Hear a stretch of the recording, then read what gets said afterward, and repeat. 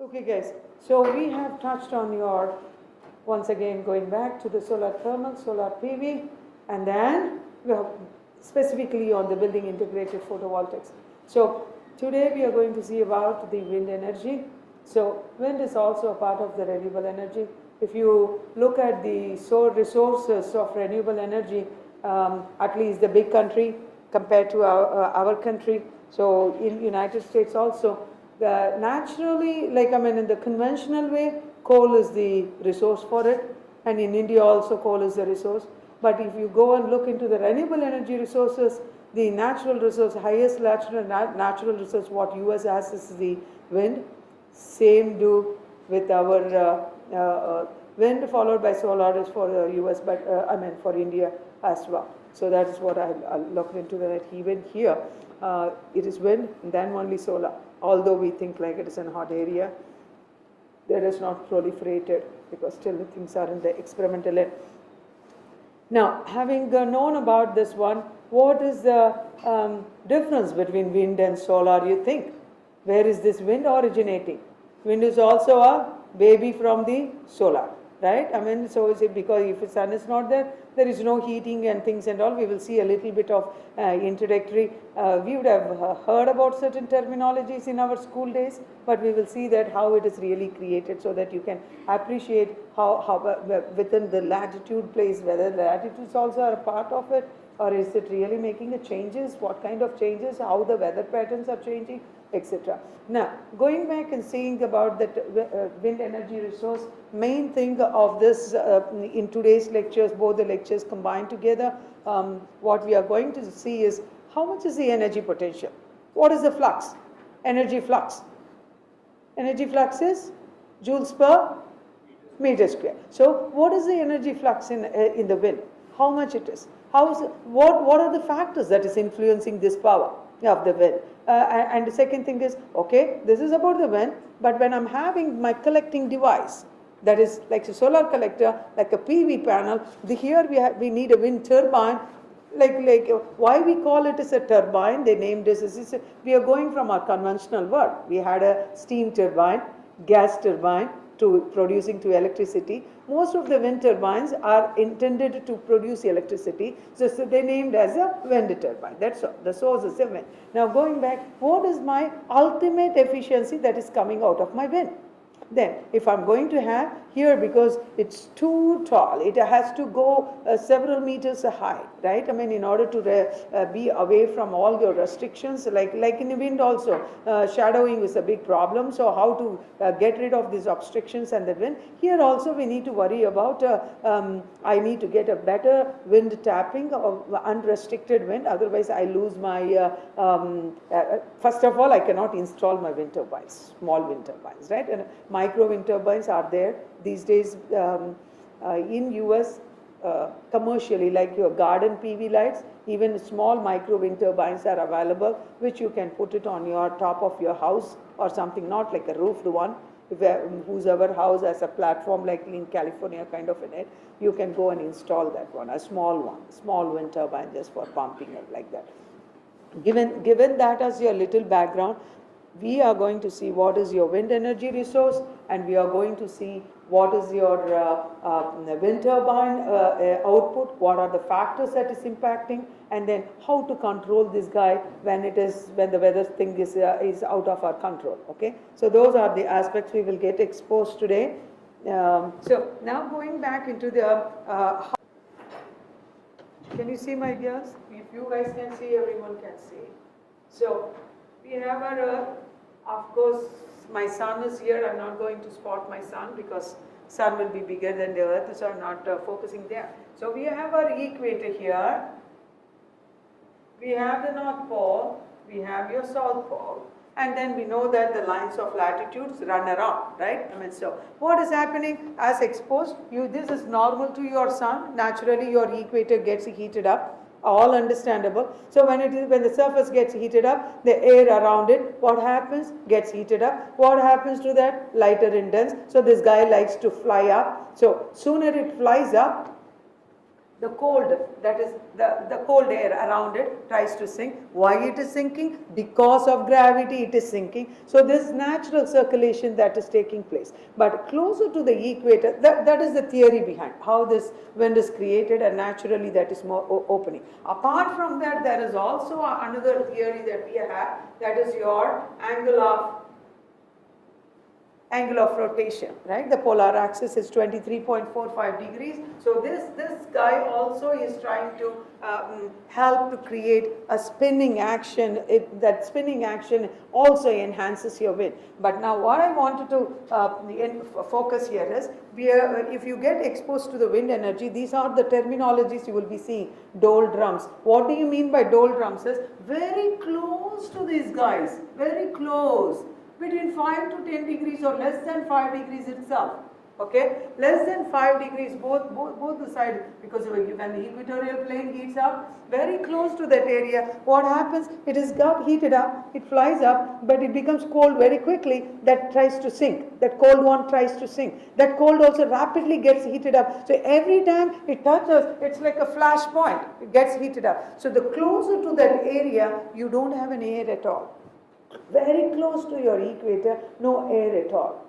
Or little air, if not, can be accepted, that one. That's all. So they are called as a calm zone, nothing is there, so we call it as a doldrums. Beyond that, what is happening is, naturally, even if the air is hot, colder air is going to get heated up, right? So that cold air, what is trying to get heat, this air that is rising up, the heated air from that, we have something called 30 degrees of latitude. It has a special name. It's called as horse latitude. Have you heard about it? No. They are called as a horse latitude. They have given a name called as a horse latitude. The latitude at 30 degrees. What is happening is, this guy which got heated up when it is going further up, not in the closest zone, the rest of the other air, when it is moving up, suddenly this guy beyond 30 degrees, it got a breakdown. So it stays up. Why is it staying up? Because it becomes relatively colder, so that guy, because of the low pressure gradient that is trying to create when it is evaporating, the cold guy comes and sinks, right? It's the same phenomena. What it is happening is, it loses its energy, so naturally it becomes colder, the pressure becomes higher. As it goes on, it will be losing the heat, right, on its path. So when it is losing the heat, naturally the tendency is collection more. So naturally pressure becomes more. So because of that high pressure, that guy is not able to move further. But whatever, at that kind of thing, here we are having a kind of a different kind of a belt that is creating a similar belt what we experience with no air, but here is with air. This is a calm kind of an arena.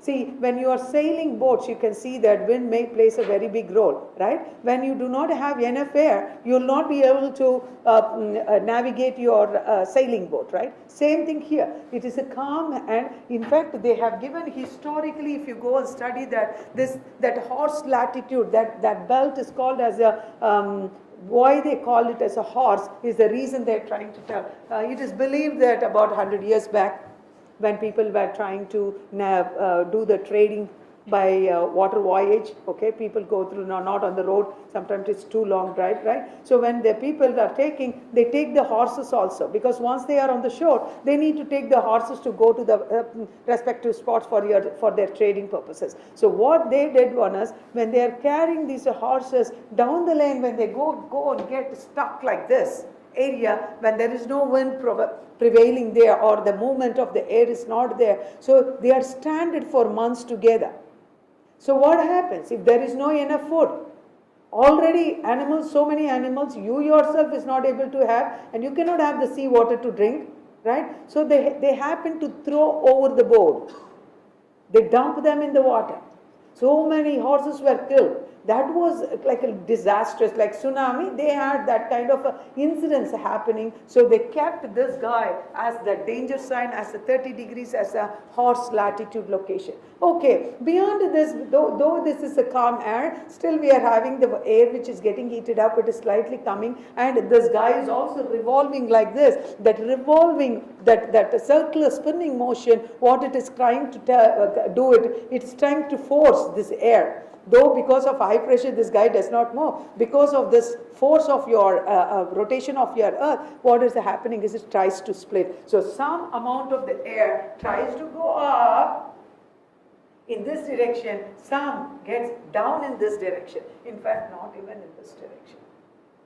I will just put some goes up, some gets down. Okay, so it gets deflected on both the directions, but some the air that is getting deflected is towards the west side. Strictly speaking, the air that is getting deflected is towards west end. So any difference when you are trying to understand about your wind, guys, broadly you can classify wind as I don't know whether it's too clear for you guys. The wind as the major one and the minor one, plus you can have that local or micro level effect of the micro level impact also. So what are the major ones? That is what I'm trying to explain currently. What are the major? The minor one you guys know. After I finish the major ones, you will be able to understand what I'm trying to tell about the minor ones. So going into that in the same point, what I'm trying to tell, that when because of this Coriolis action, when the wind is getting directed, it is hitting towards the west end. This is your west. Coming towards your west end. So these winds, when the definitions are given, do not get confused. I myself took a while to understand when I was studying myself. It's so confusing. You have these major winds, two types of major winds you have. The two types of major winds are easterly and westerly. We will generally mistake like easterly winds means coming towards east. No. The originating point only is understood. So it is coming from east to west direction. So it ends in the west, right? So it is easterly winds. So it is coming from the polar towards the equator. So usually it is called as polar easterly winds. Okay? Understand that the origin place is the definition they give. It is, although it is going and hitting in the west, it is coming from the east end, so it is coming and hitting. That is the kind of definition easterly winds. So same thing is happening, the one which is got deflected upwards towards your polar surfaces also. Here what happens, this guy is deflected towards your east end, but it is coming from originating from my west end. So now this guy, it is called as slightly, not polar or equator, they tell it as the names. I do not know why they gave the language as this. At least I can understand polar easterly. They call it as a prevailing easterly, prevailing westerly, prevailing westerly. So at up till this 60 degrees between that to from that end to that end, it is from 60 degrees, 30 to 60 degrees, it tries to go towards that end, towards your polar, it tries to get deflected. So these, because of this Coriolis, both easterly and westerly are the major components that gets a special name called as trade winds. These are called as trade.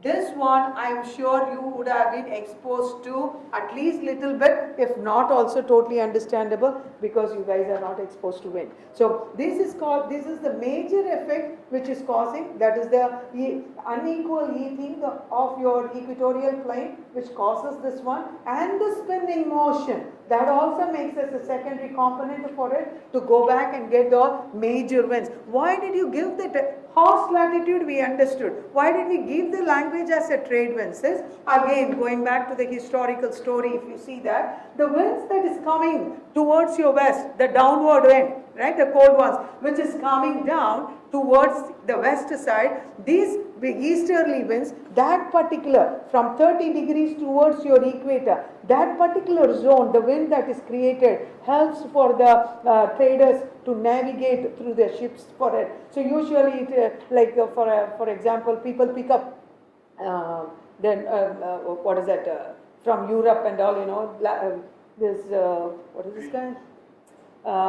The Europe and these Western people and all, what they try to do is they try to go to South America or West Indies, these kind of places. They have all their valuables like gold and other stuff. So they go and trade it, give that and get the spices from them. So this kind of trading. So they utilized that winds, mainly helped them to sail and do that navigation. That is why the language came it as a trade winds. Otherwise, it's not especially they kept it as a trade winds. And also the top part is the main constituents, at least for US.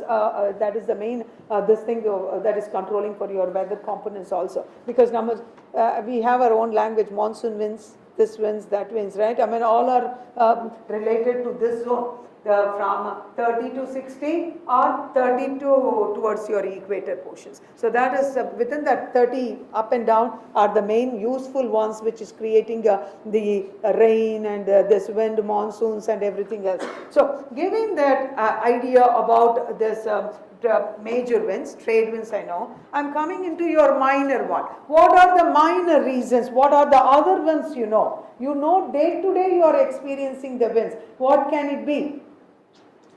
Have you heard about in your school level? Land breeze, sea breeze? Don't tell, I don't know. I also always get confused. What is land breeze? It goes from land to sea. Sea breeze, it comes from sea to land. Again, that's why I tell here also that is a kind of confusion. When they say eastern, we think like it belongs to eastern. No, it goes and originating is the part. So even the definitions for that guy, originating is the part. So where it is originating, when it is originating is the thing. So that is, when do you feel, you have gone to beaches, right? Don't tell. All of you guys went to beaches. Now you should answer the question. Now going back, what did you feel? It was breezy? There was breeze? What time you went? 2 days ago you went. In that, was it in the morning or evening? Oh, they went in the mid-afternoon. They need not answer. Anyway, it is the daytime, right? You never went in the night time. So, okay. Well, you felt very breezy? No cold? No air at all? You are very diplomatically answering, man. Intelligently answering. Good. That's also good. However, you can survive. That matters. Go ahead. Huh? Okay. You never felt any breeze. You were all jumping like pigs inside the... Pigs cannot go into the water. You should be fishes, right? What is that? Like frogs. Huh? I can't understand. Jumping like frogs. Oh, like frogs you were jumping over there. I thought like you are really giving some technical answer. Okay, now coming back to you guys. When do you feel, when you're, I don't know, I have experienced in villages also. So, when do you experience the breeze when you stand on the seashore? Is it in the evening or is it in the morning?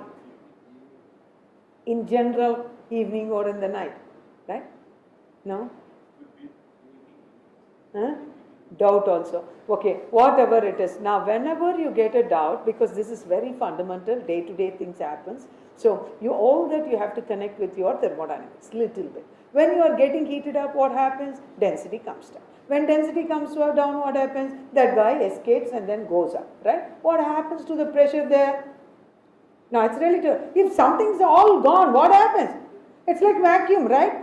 Pressure is low, right? So, low pressure gradient. So, when it is low pressure gradient, what has to come? The heavier one has to come. So, now, during the daytime, the land gets heated up faster or the water gets heated up faster? Land is, have you not walked in the sun with your barefoot? No, we are all royal boys. We always add the shoes, so we can never appreciate what it is given. Anyway, next time when it is sun, try to put your foot and try it. So, when you see that, the land gets heated up fast. Why? Huh? Solid is a better conductivity, right? No need anything else. Fundamentals, if you have, you understand most of the aspects. Thermal conductivity, when you see gases is the lowest, I already said, less than 1 unit.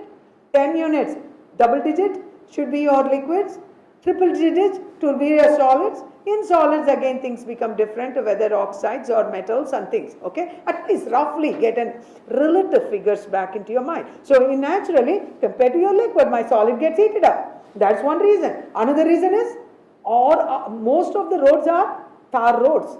Right? The black also tries to melt also sometime, Nowadays we are gone into the concrete also. But in general, keep that as a solid aspect in your back in your mind. So it gets heated up.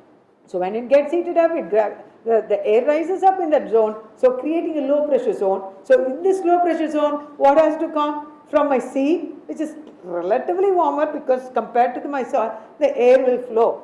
So in the morning, sea breeze will come.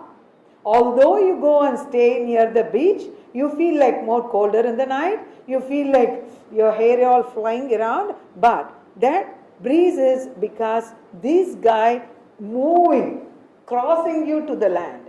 So you feel that effect there, okay? So that is your sea breeze. So sea breeze takes place. If you got the doubt after 5 years, when you are explaining to your child, because your child will be studying like you all in your elementary school. They teach what is land breeze and sea breeze. I also studied in India, so no escape, okay? The same thing in US, some students, you don't tell. I did not have education here, but my kids had the education here, so you cannot fool me. You had this, in this grade, you had it, because I'm seeing my daughter going through, right? Okay, coming back to the story. So that is how sea breeze comes. Vice versa is your land breeze. In the night time, that guy, because the thermal capacity, it loses off. Land, it tries to get colder off. This becomes a high pressure zone. That guy is a relatively a warmer zone. So low pressure there. From land, stuff goes back. That is what land breeze happens in the night. Sea breeze. So these local winds, what is your minor? That local winds. These local winds are nothing but, they call it, the minor is your local winds, major is your trade winds. Major trade winds are easterly winds or westerly winds, and in your local, it is a land breeze or sea breeze comes inside your this thing. Other than that, there is something else also that can each the changes in your wind pattern. What else can come? Your buildings, your hills, your trees, everything else. Why is it we are not feeling hot in Calicut? What is the reason? He remembers. Are you? Oh, you will escape. I don't belong to Calicut. I belong to Gujarat. But you are studying here, baby. So you cannot tell that one. So, in other words, at least one take home something we should have, Allah. Because green canopy also can reduce it. That is the point. Again and again, I am touching back. Big things are there. Small things, if you understand, everything else comes into picture. The micro level things is about the buildings, and those also creates kind of a roughness to the surfaces, so it can stop. So that same thing happens for us. It's in the shadowing aspect. It happens in your solar. This is how, my dears, the wind is created. Okay, now I have my wind. How powerful is the wind? What are the factors it is sensitive to? That is what we are going to see. This guy is working.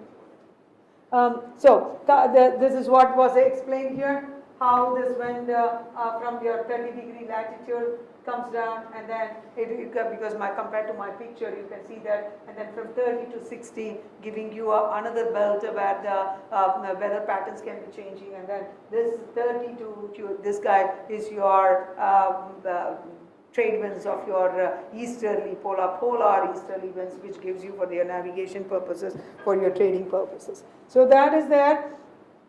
Now we are going to see about how sensitive is this guy.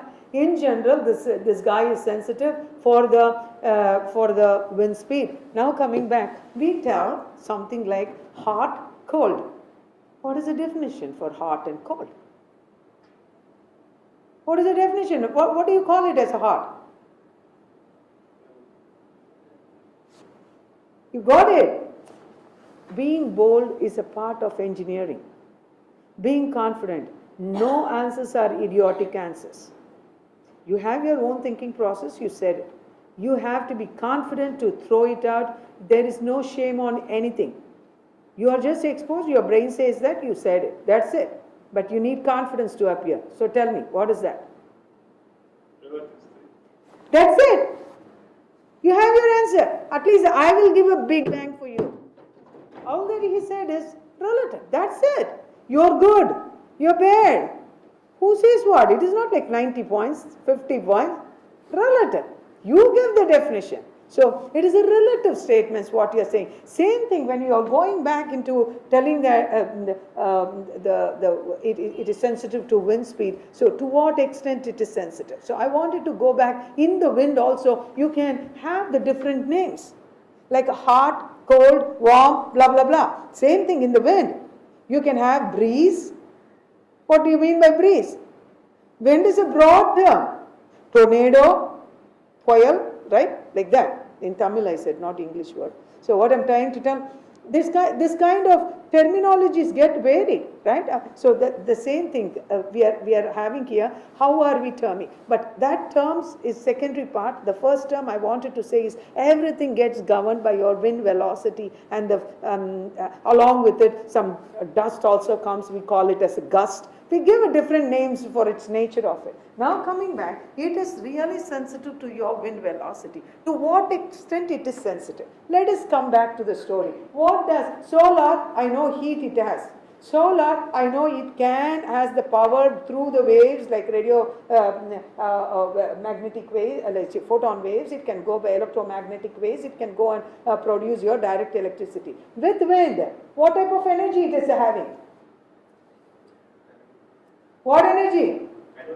That's it. When you have anywhere the term called velocity, you see, or velocity dependent term, it is all are rate quantities. Rate means what? Per unit time. The time is involved into the picture. So what are the rate quantity? One quantity you guys can tell. Velocity is a rate quantity, distance by time. And then any other one rate quantity, my guys. What it flows through the pipe? Flow rate, right? Mass flow rate. What I'm trying to tell, anything is going to be a rate quantity. Now going back to the story here is that wind speed, all that we have is your kinetic energy. Kinetic energy formula, 100% I know that you guys will answer, but not in my class in US. Now, because they're all used up with the equation sheet. Now let us say, what is your kinetic energy formula? Half mv squared. What is a unit? Huh?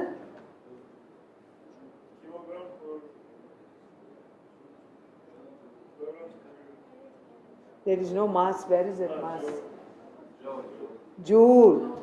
The energy units are joules or kilojoules, megajoules. That is different. The basic unit is joules. But we are talking about what is the power in it. If I wanted to get the power, I need to have the time unit coming into picture. So instead of GIAN, if I'm going to change this guy to the m dot, what is m? Unit is kg. What is m dot?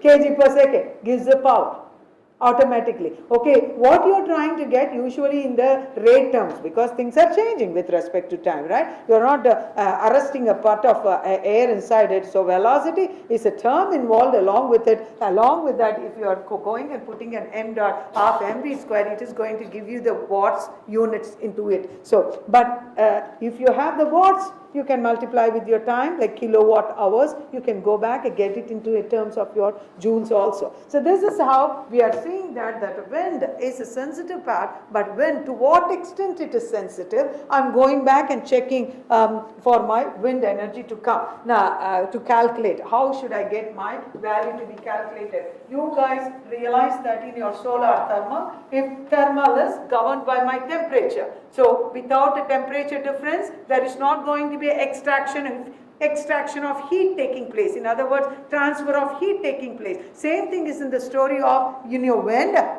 Without a what? The main drive is your Pressure difference is your drive for the things to move, but what is the thing which is the velocity change? That is what is happening, right? Velocity will not change when it is going from the high to low. So velocity change is also is essential. So going back and substituting that,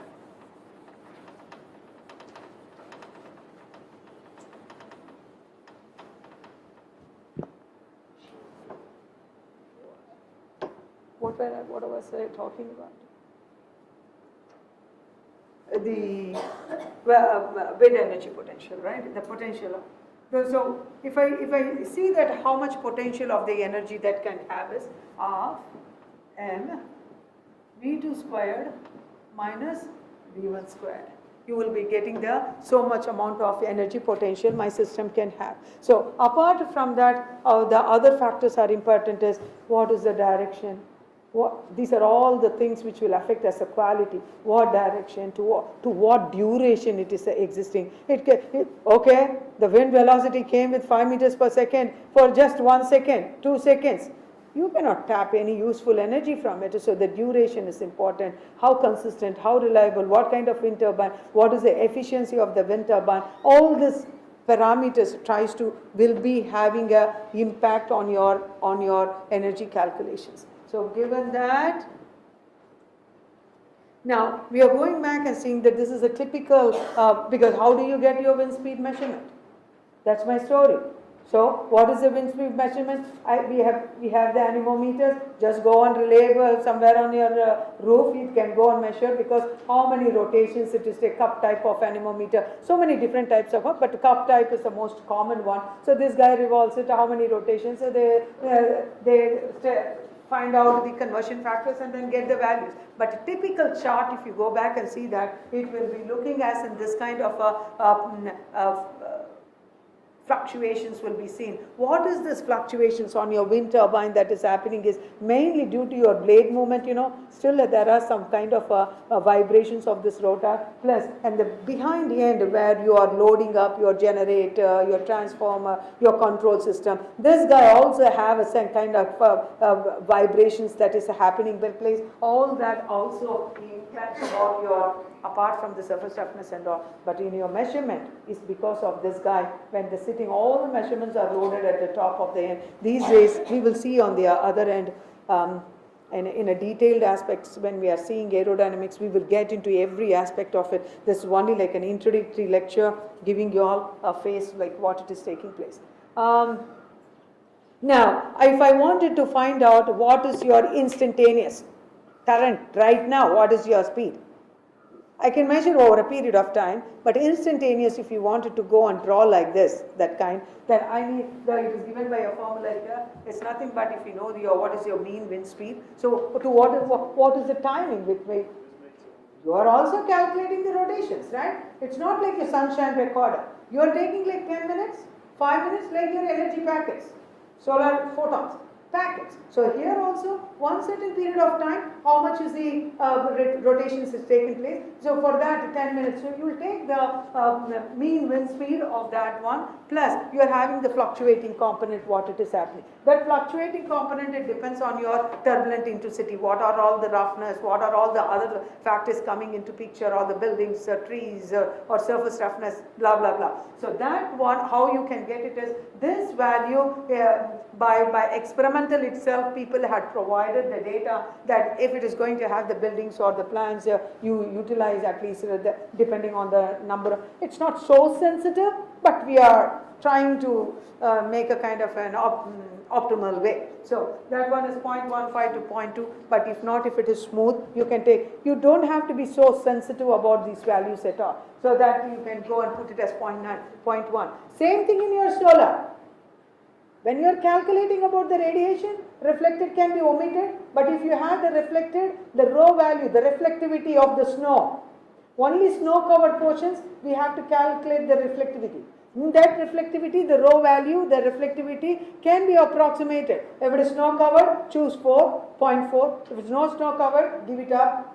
I mean, less snow, otherwise 0.6, 0.8. People will give you the reflectiveness for your reflectivity. Otherwise, you ignore. Same thing here. That micro level variations, that we can ignore. That fluctuation component can be ignored, but if it is the turbulent intensity values can be ignored. Okay, so that is what is the story behind how we can calculate. But now, okay, I know how wind is created.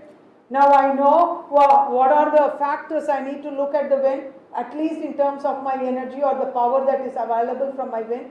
Now, I'm coming back into the story now. When I wanted to have the wind velocity, I want to locate to what height I should locate. To what height I should measure this wind velocity. My cup anemometer, should it be placed in the ground or should it be placed in the roof? To what height I need to extend it. This typically speaking, I need to get the measurement exactly to the height at which I need to perform, because the wind speed definitely changes because we have the vertical gradient, right? That is happening from here, from the surface. You have seen in the flow through the tubes, flow through the flat plates. Have you heard about called as a hydro boundary layer, thermal boundary layer? So you have heard about that boundary layer aspect. What is that boundary layer happening? This guy's surface is rough. The particle that is moving close to it, because the surface is rough, they get stopped.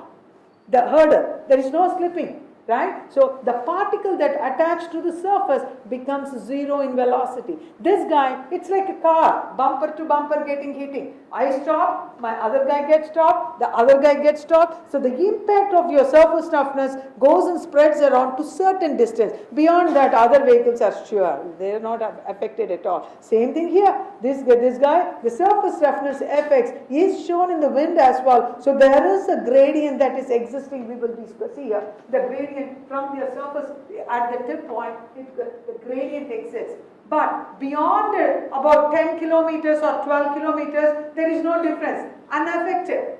It's difficult for you to perceive this idea. Means just take back your resistance heater, heating your room or your fireplace, go and see. If I'm closer to it, I get the effect. If I'm going away from it, I'm not getting heated up. So that kind of an impact, the surface roughness. If there is no change in the velocity, we know that I need to have the change in velocity. If there is no change in velocity, that guy is going to be still. No movement of air. Stop. So if you see any wind turbine being located, it will be less than 10 kilo, because that much height, if you are raising that, according to that you need to give other kind of a cable wires, right? To go back and restrain it and all. So no point of going beyond 10 kilometers. No one goes even 10 kilometers and a few meters up. I mean, that is what the people do. So going back into the story, can I go to the, say for example, 40-meter high? Can I sit in the 40-meter high and then sit and measure my velocity data? No. So whatever is the relative way, I will measure in the relative distance what is possible from our end, and then I have to predict it. Like your experimental studies. You're not going to build and learn it. You will model it and then build it. Or sometimes in small experiments you build it and then you get some knowledge, try to model, and then you will go into your bigger systems, establishing it as a bigger system, not like as a prototype and things and all. Demonstrative units comes at a later end, lab level, then model it, then you will. Same thing here. What you will try to do is, how should I interpret from my, okay, I put my cup type of anemometer here.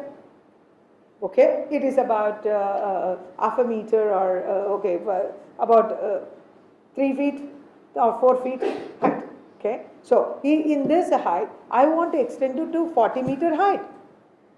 I wanted to know, I'm interested to see how much is the energy potential I can get, or what is the wind velocity I will be having it. So how to convert it? There are two methods you can go back and log in to do it. It's your choice. Not too much of variation. Only based on your surface roughness things if you are having, then you will go to the logarithmic one. Otherwise, you will go to this the power exponent expression itself. So what is that power exponent equation is telling is, I will show the equation later. If you understand it, then everything else falls into the picture. All that I'm telling is, I am measuring at the 3 feet height. So this is my reference height. Right? So my velocity at my reference height. What is my reference height? Z. Okay. ZR. Z is for height. Let us keep it like that. So velocity, it is measured at your reference height. So this is your reference height. What is the height you wanted?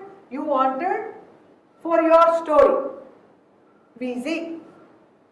Then this is related to Z. This is power exponent. So go and put a alpha there. The power exponent values are given for different kind of situations which we will see. So this is how Vz by Vr should be equal to Z by Zr. So if Vr will be known at the respective 3 feet height or 4 feet height, I know what is the velocity, then I can get the other data at the height what I wanted. Same thing, you will be exposing to your exponent logarithmic also. In the logarithmic, I want to know whichever has the data point as a z0, roughness factor of it. So I will go utilize my second equation. So whatever is your Vz by your Vr should be equal to Z by Z0 by Zr by Z0, and this guy is a logarithmic of it. That's all. What is that you are escaping is, I don't need to have the measured data, how much is your roughness. Here it is given it as a ratio, here it is actual length of your roughness is given. So which one is better off depends on your roughness factors, otherwise you don't have to, you can choose any of it, not much of difference. Now, that is what I mentioned. Vz by Vr should be equal to Z by Zr. So you can use this expression and utilize it. And then here the alpha might be 1. A typical value will be 0.1. Otherwise we have a table to provide you what we can calculate it. So for example, here it is asked us if the wind speed is 10 meters. At 10 meters height is 20 meters per second. What is it at 40 meters height? So you will have 20. That is your velocity at 10 meter height. So 40 by 10 into this, a typical value if you take, you get your wind speed velocity of that. So this is your terrain where your value of your surface roughness for the second formula, guys, it is given here. And we also have the alpha value also.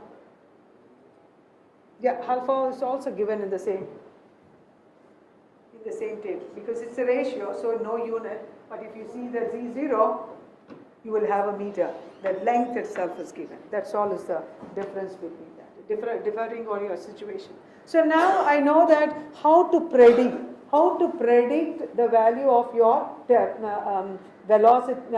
velocity or the wind speed velocity at a certain height, whatever the height you are planning to go and raise your height of your wind turbine. Now coming into, this is a very important terminology, whoever students are not exposed to wind has to know. It's called as a wind histogram. We call it as a solar mapping data, solar data, something like that. This is a wind histogram for any region. Before even you wanted to go and put your, how you are checking GIS system before putting a solar central panel, this also is it. You have to go back and analyze whether your region is suitable or not.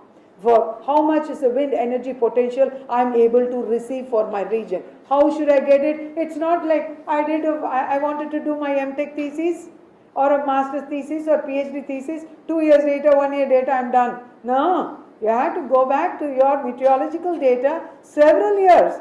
15 years data, 10 years data, 15, 20 years data, collect that one, that you will be assimilating it.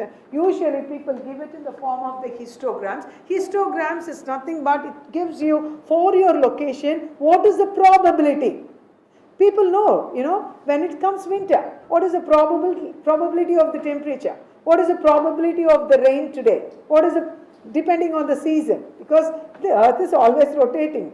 There might be slight changes, but at least we can predict your probability. That probability things is given here in the wind histograms. How is this wind histogram is being located, my dears?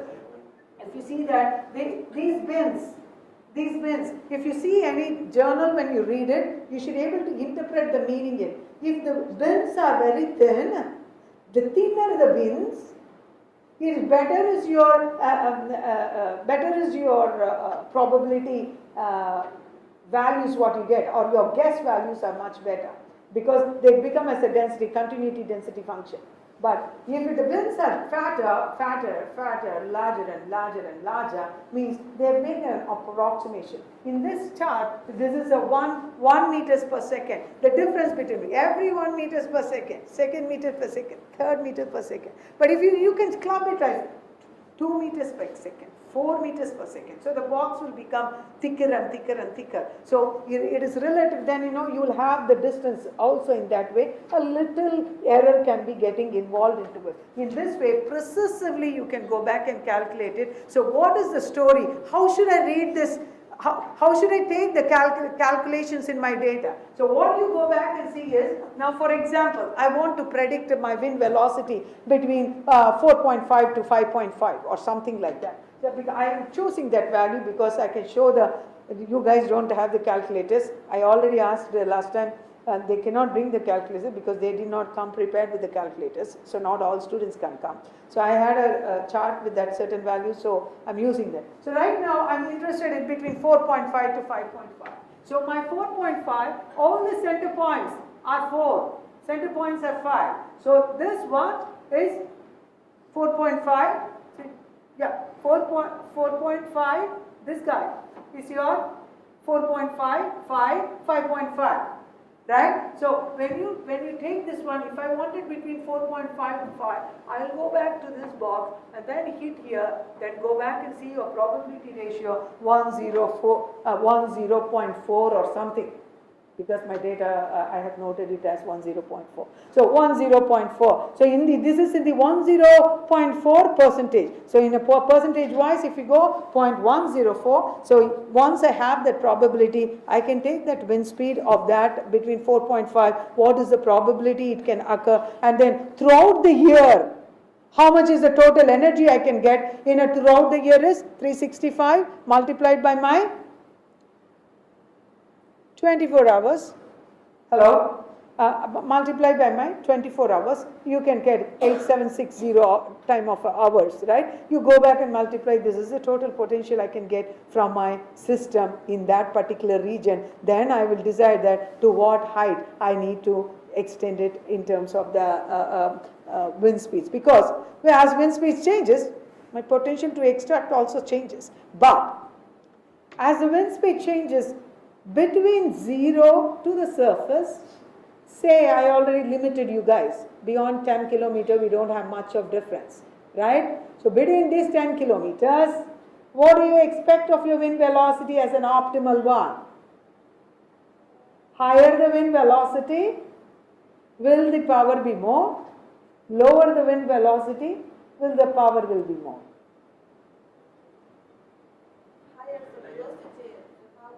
Kinetic energy, half mv squared, right? So, but we said that it is a cubic velocity, cubic term. What is that cubic term? We said that this guy, the power available is proportional to half mv squared, we said, right? Half m dot v squared. What is m dot? What is m dot?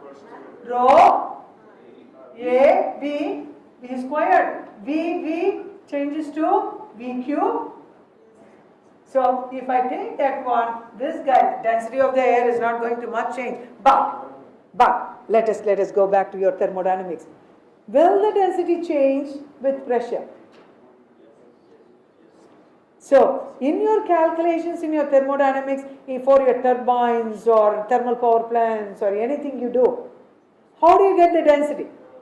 Should you only choose density most sensitive? Let me not ask questions. I have only one way now because of the timing. I get too delayed and run the lectures. So always remember, guys, anytime density is sensitive, and so you should never in your analysis or calculations, even for your research area, you should never pick up the density or density dependent properties also.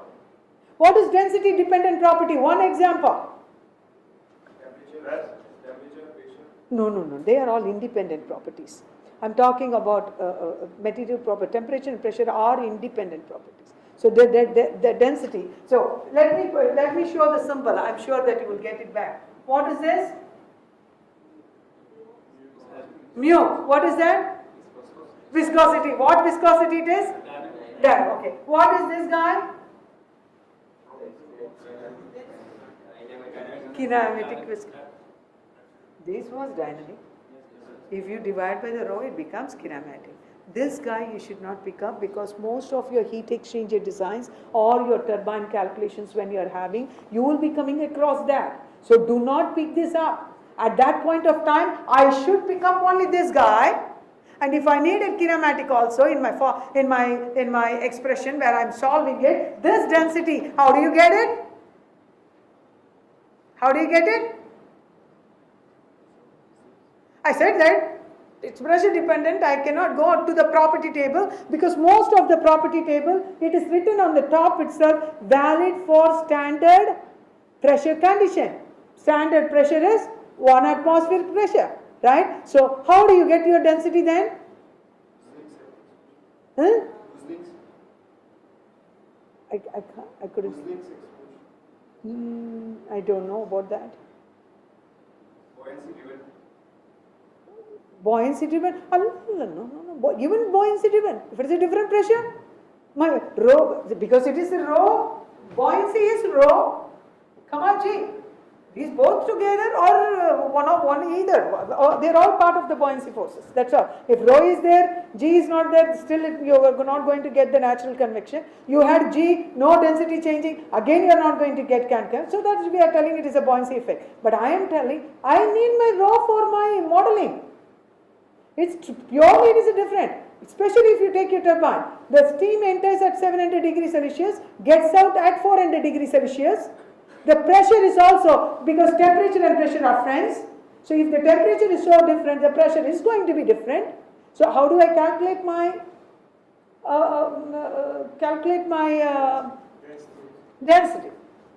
Thank you for helping. How do you calculate my density? You know it, thermodynamics. There you go. We need a break. So now what I am telling is PV equal to MRT, P equal to rho RT. Five different ways you can see. I'm probably will do in the last session because you that is the one paper I will set it. I am supposed to set that paper, so I will set that one. That time, when we have time, we will get into, because these are all things you can go and utilize in your classes straight away. Something you can, useful things you guys can take. MDOT, PVRT, these two areas we will go and touch upon what all is there. And Q. Remind me, this gives a very generalized for you guys on that day. Okay, now going back on the story, guys. So when the density is different, things are going to be different. So I don't care about here because it is a normal layer at that particular height, so I ignore. So area per unit area also I can calculate it. So this also, so it is mainly is your V meter cube. So it is a cubic velocity that is changing. So I need to be very, very careful in picking up the value from the data. Now if you go and see that, if I wanted to figure it out between 4.5 to 5.5, I showed you the data that it was showing as 104, that is percentage. That is 0.104 times 365 multiplied by 24 gives you 8760 hours. So 910 hours per year I can get the speed between 4.5 to 5.5. That is the data you will know. You will be deciding like how I can, what kind of a wind turbine, what should be my rated wind velocity I have to give. That is about there to go and calculate it. So this is what we went and mentioned, how to calculate the power. Here we use the W as a thing. Strictly speaking, this should be having a dot on the head, right? Otherwise, in our level of our exposure, we don't need a dot. We know based on the units what we speak, power or this, we know what units has to come. But otherwise, we need to have the power there. I have mentioned about the density also again here. And now coming back, my guys, in case if you are having I wanted to bring in the fact about your pressure, the density. It is definitely sensitive, so we need to go back into either barometric pressure or otherwise in your calculators itself. Several, in your Google calculators itself, there are how to convert it into your different pressure conditions using your PVRT. So at the sea level, if you go back and see, the density is this, but if you are raising your height, it becomes off the value. If the density becomes at a different, both the pressure and the temperature are functions of the height above the sea level. Taking a typical density of air at the sea level as 1.2, the power becomes 0.6 B3 for, pardon? Yeah, so that is how you go back and reduce it. Half mv squared, half it is getting divided. So at the sea level, you will be having as a 0.6. And then now comes, okay, we are done with it. We are not getting into, how many of you like derivations? How many of you like derivation? Then we will do it on that class or after the class because you don't like derivation? Oh, but it's fun, like 3 pages, 4 pages derivation to get the value of this guy. What is the take home of this is, now we know what is the energy, where I can know, what is the velocity I have, I will decide which velocity. Now I'm coming back. What? I said that anything has a maximum limit. You cannot go and tell at 120% I can get, 100% I can get. For a heat engine, what is the maximum efficiency you can get? Huh? Carnot, forget about that Carnot. Even Carnot, okay, Carnot, what is the value? What is the maximum number you can expect? That's so. A little support, because he's always getting now support too much of disturbance. So, what I'm telling is, less than 100. That much I have in my brain. Depends on the temperature of your reservoirs, things will change. Now I'm coming back to my wind. Okay, I did not decide. There are different wind turbines in the market. I can design about it. But what will be the maximum efficiency I should aim for? This question comes into my mind. So what is the maximum efficiency they have introduced? That's called as a Betz limit. Just a limit. So the ultimate limit. What is that ultimate limit? And you see a crazy number as 59. Why not 60? Right? It's just rounded up. That is the significance about it. But because Betz took an experiment, he went and analytically proved. Well, how did he prove? He didn't even care about what is the type of the wind turbine, vertical axis, horizontal axis, is it multi-blade, is it single blade, is it a Dutch type, is it a Savonian? Didn't care anything about it. He just went into your wind tunnel experiment. He went and utilized it. What is the air that is entering inside? What is the air that is coming outside? That is how he went back and he proved, telling that this is the experiment. He utilized it. He put a blade into it, allowed the air to flow into it. Upstream velocity, he named it as a 0. Downstream velocity as a V2. And then whatever is the anchoring. So he numbered it so that he knows it. So what is the coefficient of performance? The CP, coefficient of performance. Somewhere else also we use coefficient of performance in thermal side. Refrigerated. I love you guys. I'm not supposed to edit it. So now going back and seeing that on the end, coefficient of performance here, how they do is, my wind is blowing, no one is stopping, so I flow with a free speed. This is my input. What is my guy is performing, my output or from my wind turbine is going to be your actual output because this blade is going to stop. Here no one is disturbing. This is V0, but here my blade is there to stop. But on the way of stopping, because this is a rotating blade, it is not fixed blade, this has a hinge and it can rotate. When it is striking it, it's going to move around. Right? So that while doing it, partially it is converting, because I can calculate my power of my wind here. What is the velocity? So half rho AV cube. But here, when I come here, I have this as the area of my rotator disc, and then it will not be definitely this wind velocity. It will be slightly lesser. But if this blade was not rotating, it was fixed, it was rugged enough, its strength was so much, it can stop also, right? If it stops, what will be the velocity there? 0, right? The power produced is 0. So you cannot have a fixed blade.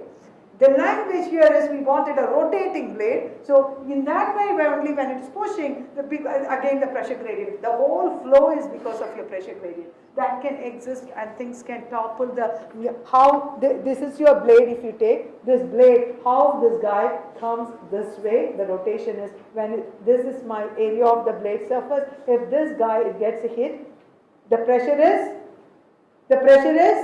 in this area.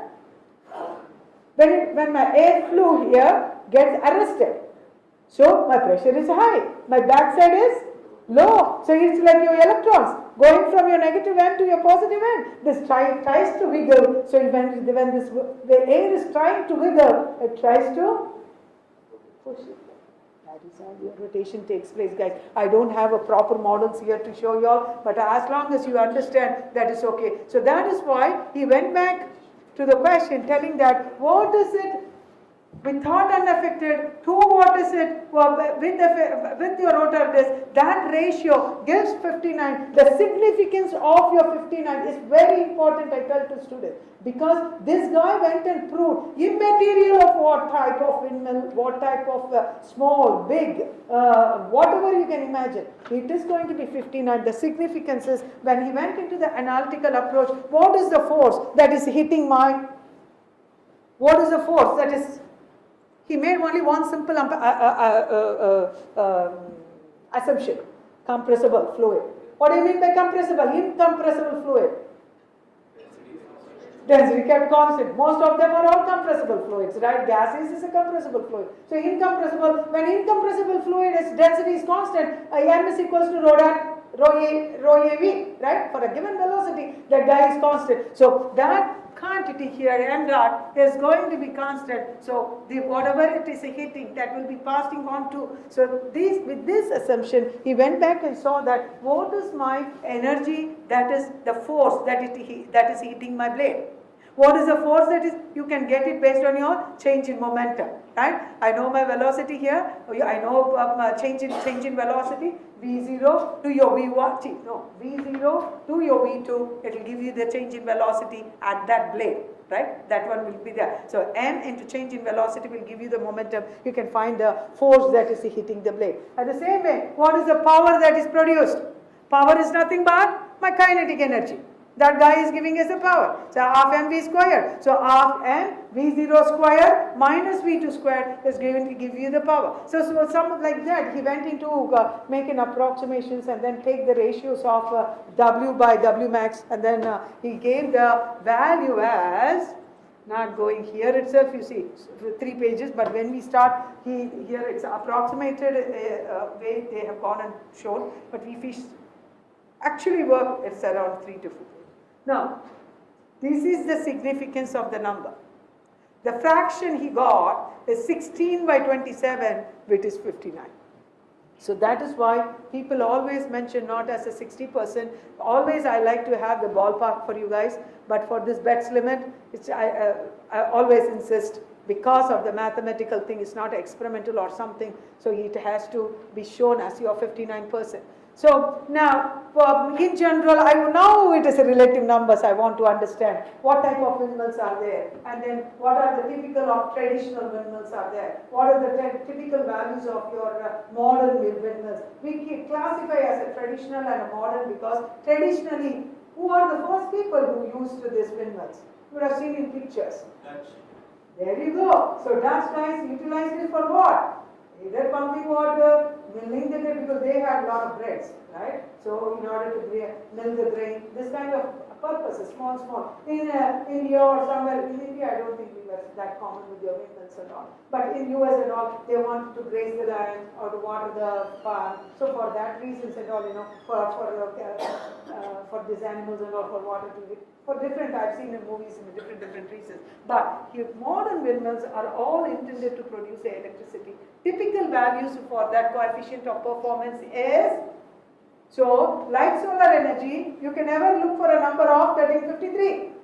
Here, you can never look for a number of beyond 0.59. Anything else, it has to be less. Your modern windmills itself, the value is 0.4. What happens to the other windmills?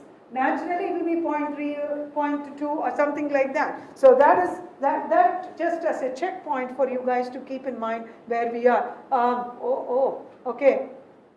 Now, what are the type of the windmill generators? Now I have, what type of windmill generators we have? What type of windmill generators we can classify? Based on the axis we can classify. But before I go, I wanted you all to have a little exposure to this. We know wind turbine, that is the most popular way we use it. But in journals, you can see that sometimes people call it as aero generators, aerodynamics, so like that, aero generators, or they also call it as wind turbine generators. But most commonly, people tell as wind turbines, for the power production case. So other than that, I wanted to say that for electrical, especially for your electricity output, we have to take care about the interruption. So how do you overcome about the interruption? And now I decided to have it. I am producing electricity. Suddenly it stopped. How should I take care of it? The best close by for a standalone system also what we think of is to have the battery, common sense. Second thing is we can have increase the reliability by having the grid power. Second. Third, what else we can do? Have a generator. Any other generators that is there. But one beauty about, if you compare with your solar and wind, what is the, I like you all to think, proactively think, dig yourself. See, here supply and demand doesn't match in your solar. Morning time, I already have a daylight. Why do you shine? In the night, I need it. So it's not matching clearly. But whereas wind, it's not so. Even if not, okay, I'm going into office, I also don't need it, but in the night I need it. Night also wind comes. Morning may be slightly lesser because of your sunrise and other stuff. Night it is much more. So usually your wind is higher offshore or onshore. You see lot of offshore mills.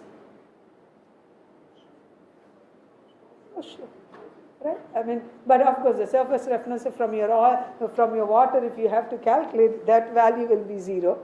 You have to give because there is no surface at all, no roughness. It's like a thin sheet of water, it's reflected back or diffused back. So we don't consider as your surface roughness. So with this, we will stop for a sip for your break. I know I have given a 15 minutes break. We can relax for a while. Just 2 videos. First is about our country, about Kazakhstan, to let you know about how our country looks like. Nature. Yeah. Why should I always go through the pain? Yes, of course. First one is about Kazakhstan and our city. Become acquainted with customs and traditions. However, it is always best to learn basic information about the country in advance. So what can we learn about Kazakhstan? Kazakhstan is the largest country in the region, located at the crossroads of Europe and Asia, with a population of more than 17 million people. The area of Kazakhstan is 2,724,000 square kilometers. It is home to over 130 nationalities. The capital of Kazakhstan is Astana. Its largest metropolis is Almaty. Best time to visit all year round.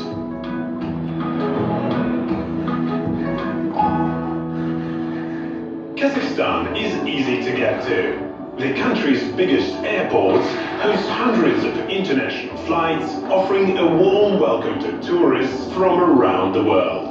Major cities in Kazakhstan are characterized by developed tourist infrastructure, including international hotel chains, restaurants, and high-end entertainment industry. Exhibitions, concerts, symposiums, and interesting conversation exchanges continue till late night. You will be surprised by the richness of cultural and social life in Kazakhstan.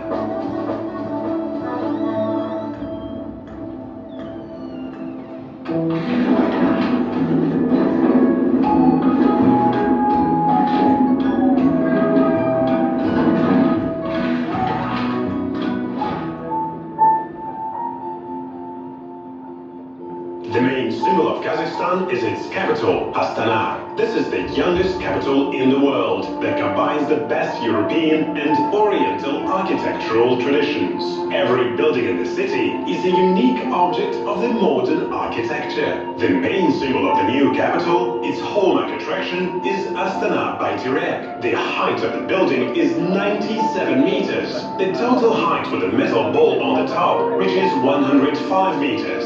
The diameter of the ball is 22 meters. Bayterek means a young, strong, growing tree. It symbolizes the state that has managed to preserve its historical roots and now stands on a firm ground and aspires to the future. Kishore Kurokawa and Norman Foster, two famous masters of modern urban architecture, have assisted in shaping the modern image of the city. Norman Foster has built such unique architectural masterpieces as the Palace of Peace and Harmony in the shape of a pyramid, and Han Shatir, a shopping and entertainment center and the world's tallest tensile structure.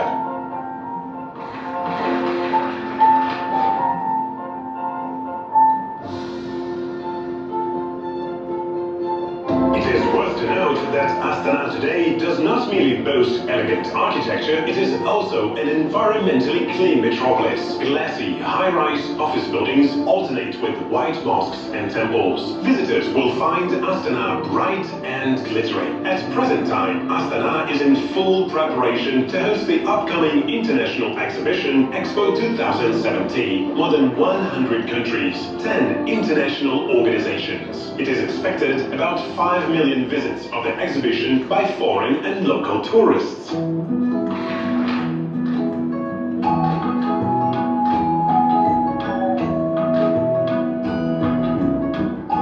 Kazakhstan is a dynamic, fast-growing country. The modern state has not even turned quarter-century old, yet the history of Kazakh land goes back to the distant past with distinct customs and traditions, cultural and historical monuments. Located in the heart of Eurasia, Kazakhstan finds itself at the intersection of ancient civilizations, major transportation, economic, cultural and ideological networks between East and West, North and South, Europe and Asia, and the largest countries of the Eurasian continent. Current routes of the Great Silk Road extend over the entire territory of modern Kazakhstan. At various stages in history, the territory of our country witnessed the formation and development of states with a distinct culture that Kazakhstan later inherited.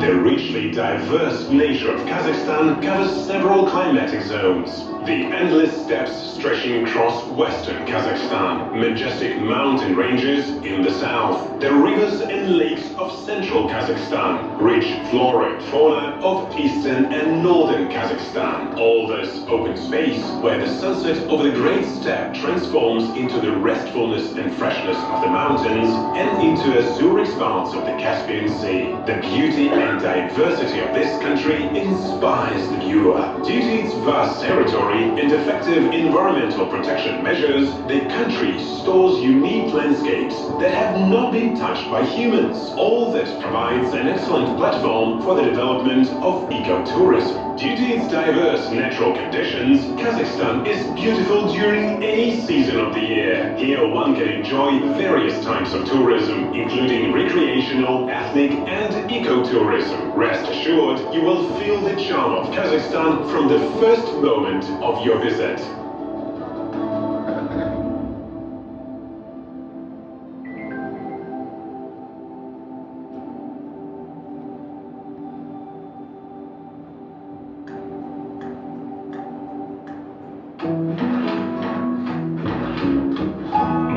Kazakhstan surprises with its multinational and multicultural environment. Over 130 nationalities have come together here to create a single and harmonious Kazakhstani nation. Kazakhstan is a country with a rich historical and cultural past that has become home to many nations and is well known for its friendliness and hospitality. Cultural diversity in Kazakhstan astonishes imagination. Kazakhstan is a host to international forums, various cultural and ethnic festivals. All this makes Kazakhstan not only a country possessing a unique cultural heritage, but also a country that creates the culture and art of the future.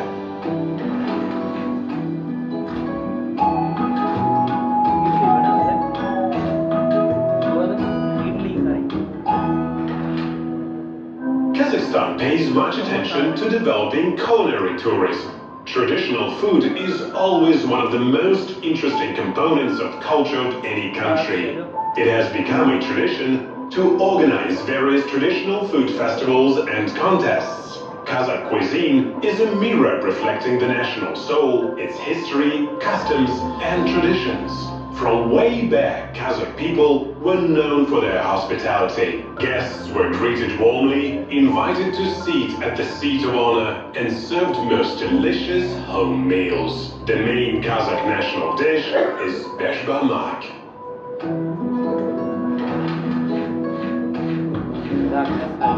Kazakhstan has significant resources for the development of sports tourism, including mountaineering, skiing, and other sports. Particular attention needs to be paid to the importance of sports in lives of Kazakhstani people. In 2011, Kazakhstan held the 7th Asian Winter Games. The Winter Games have become a starting point for the development of sport infrastructure all across the country. Worth highlighting is Alao, an ice palace in Astana, equipped with ultra-modern facilities, allowing the creation of fast ice. Due to its unique architecture and location, Alao is rightfully regarded as a sightseeing attraction and the sport gates of the capital. Astana Arena Stadium is able to hold 30,000 spectators. One of the 6 in the world, it has a sliding roof system of 10,000 square meters.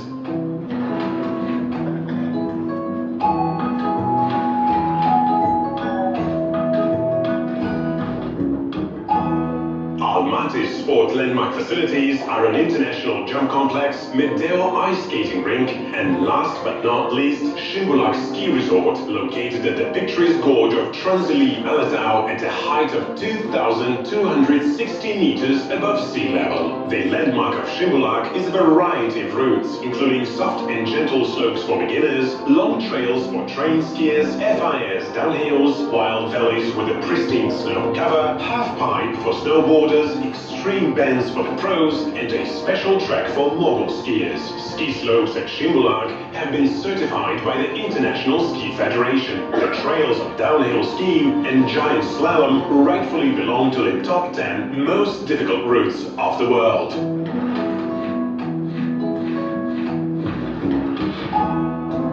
Located in the heart of Eurasia, at the intersection of social, economic, and cultural networks, Kazakhstan was able to absorb the best, having preserved its history and traditions. All this and its diverse nature make Kazakhstan a unique country, encourages development of a competitive tourism industry and tourist potential, attracting more and more visitors, and turning Kazakhstan into a top tourist destination in Central Asia. Welcome to Kazakhstan.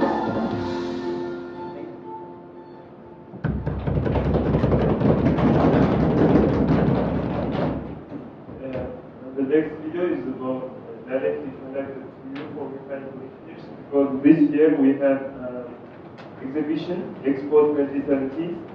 Its name is Future Energy. The future, what kind of energy we are going to use.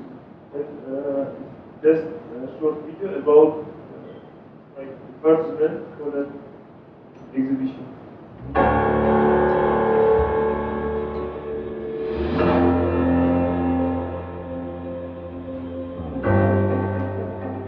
Kazakhstan, one of the largest countries in the world.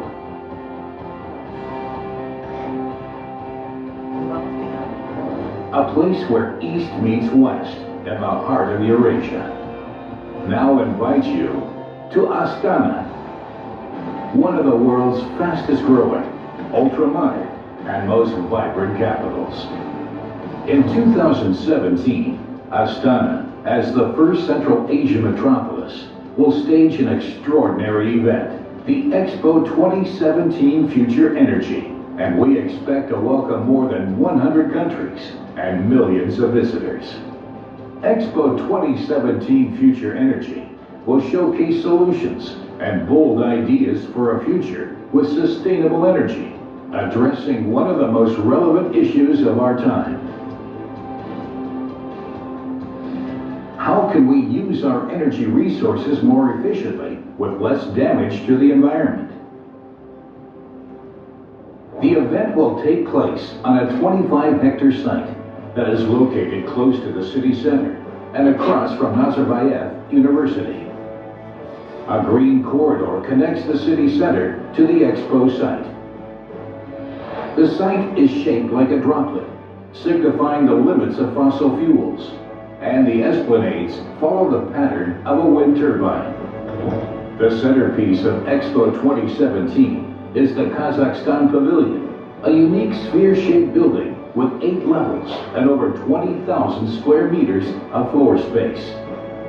A wind turbine will be integrated in the building, helping to reduce the energy load. 4 themed pavilions are located around the Kazakhstan Pavilion. The international pavilions are placed alongside the Ring Boulevard. Participating countries can construct pavilions ranging from 350 to 1,000 square meters. During Expo, there will also be great opportunities for fostering diplomatic relations and for discussions on international commerce. The site also features an energy best practices area, where the world's leading examples of excellence in sustainable energy will be on show. Expo is planned to be the world's biggest stage in 2017. There will be an impressive selection of cultural and entertainment events, including shows and concerts, providing 3 months of non-stop activities. After 2017, the Expo complex will become a vibrant neighborhood with residential and hotel developments, retail stores, and cultural and sports complexes, with electricity generated on-site from renewable resources, all connected through a smart grid. Investors are involved in the construction of the residential, commercial, and hotel complexes, and we are actively seeking partnerships with sponsors. The legacy of Expo 2017 Future Energy in Kazakhstan will continue well beyond the exhibition. Expo 2017 will raise awareness about the issue of future energy and promote the need to develop responsible, sustainable energy policies and combat climate change. Kazakhstan's goal in Expo 2017 is to help solve this global issue, which will benefit all the citizens of our world. Now you can witness the beginning of this exciting story. Come join us in Astana. Join us at Expo 2017 Future Energy.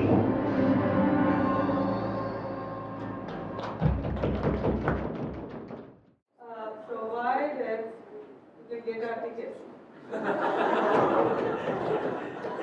Really? Where to go and tell it? You gave a welcome to Kazakhstan video.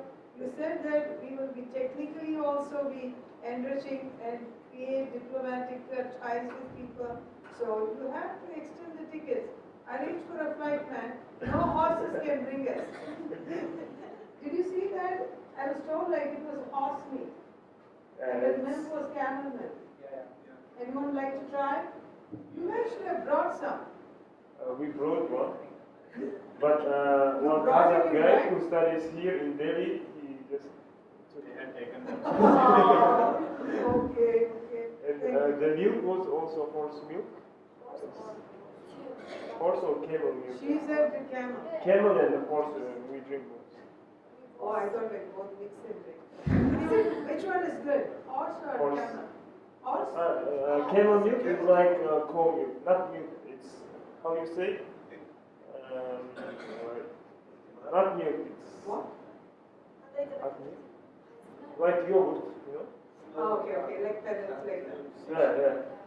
The taste is just similar to cow, but the horse milk is very different. It's Horse is very healthy. Horse? Yes. Maybe all the boys will like that. Okay, one more thing we wanted to learn at least 3 words this group. Okay? 3 words we wanted to learn. We want to learn about, in your language, hello.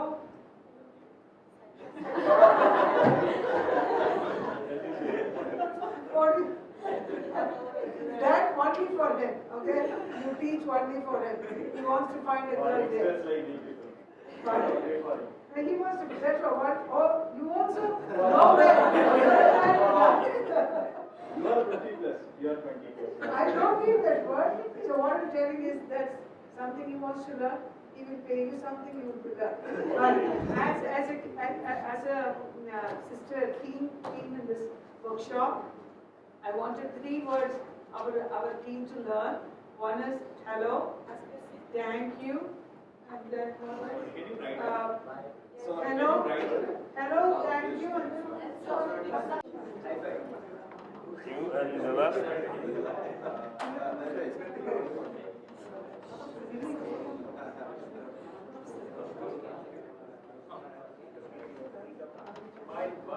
Possible. hello.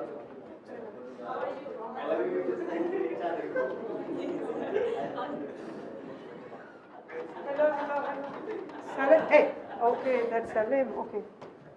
Okay, they do not know what is soup.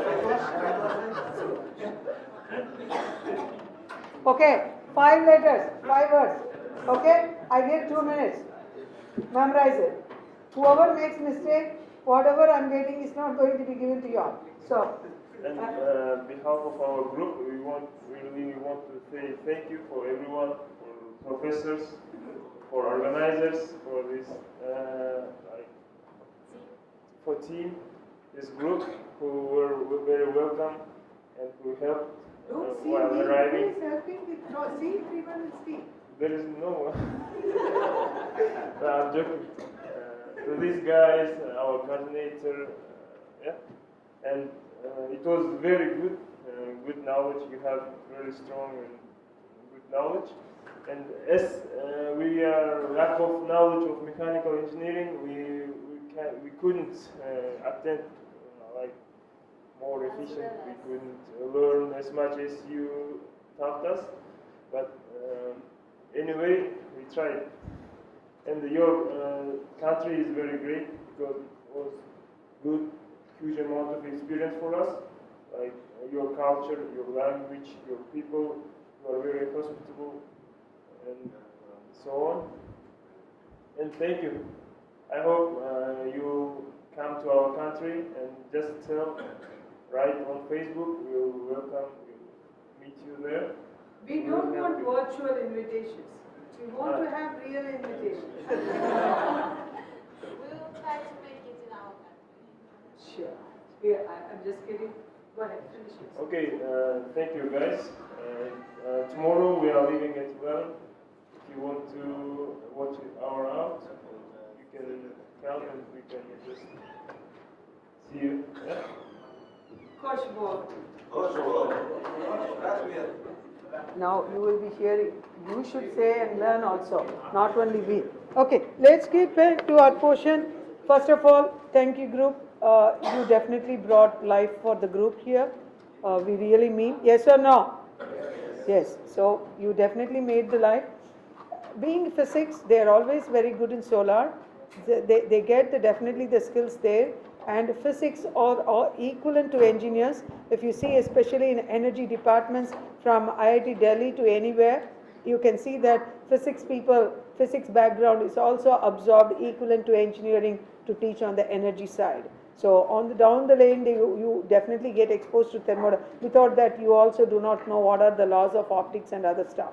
So I know what you guys are getting in, but I have to say, apart from your learning curves and all, you definitely brought cheer for the group, and then without that, these would, most of us, including me, our momentum would have gone down a little bit. So have a good and safe journey. Don't go and touch elephants or try to touch the tails of the monkeys. It's an open announcement. Don't tell. You asked me not to tell only to the coordinator, but to the group. We are all in a group. Including me. We are all in a group. These guys went last weekend. Went and tried to take photo of an elephant. That got mad. Started chasing for their life. These guys, you should see that video. You should have played that video for the group. They would have known the seriousness of it. That's one. Second thing is, how dare these guys are. Went and touched. No, can you, I want you all to take home this one. No animal likes anyone touching their tail. No animal. Even dog likes to be pampered here. But no dog also, no donkey would have been got angry and would have kicked at you. But what I'm telling is, none of the animals likes tails to be touched. Okay, these guys went to a monkey, tried to touch the tail. You can see in the picture. You mean that fierce picture you can see. Lifetime they will never forget about the elephant. And in that way, it is a very memorable experience you had, right? We are all happy, at least you are alive. No, I'm not joking. I saw a few months back in Sun TV, a couple being, wife died, but husband hit in Kunnur area. They were wearing red. They did not go and take pictures and all. They were wearing red. That's it. That guy come, the two elephants. Okay, so given this, we are very happy for you. So you guys are starting tomorrow or today? When are you leaving? Okay. So good to have you guys. Any help from my end, you can always try. Okay. Let's get back to our topic now. Okay. Oh, I have to erase it. Okay, before I erasing, ma'am. What is hello? Any one person? Oh wow, you are better than me. Okay. Thank you. Goodbye, Koshbol. That alone, kushi, let them leave, no? Koshbol. How are you? Huh? Kalaisan? See, man? These guys, let me ask you. Arun, what is he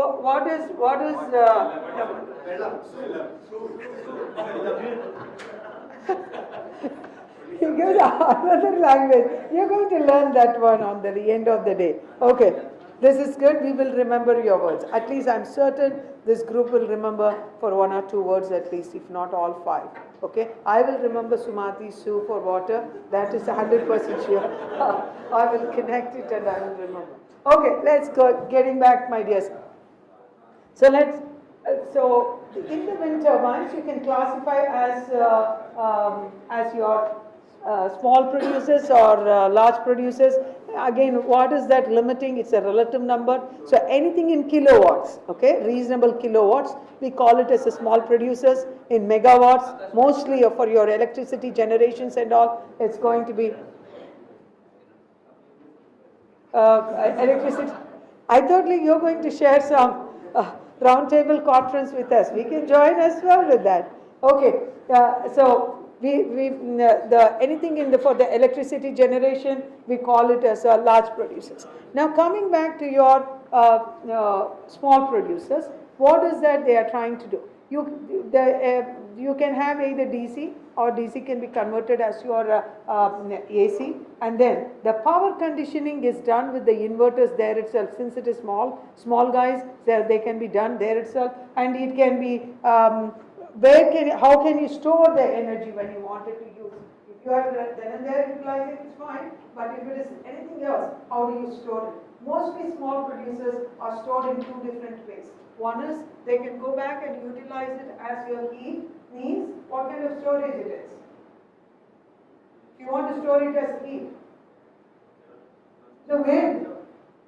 Does the wind change with the temperature? It definitely change with temperature, but for our performance it does not affect, right? The performance never gets affected by that. So in a lead mission, it's only what is the maximum power. So when the temperature is not involved, velocity is the only thing which is involved. Now going back there, how do you store the this mechanical work? How can you store it as heat?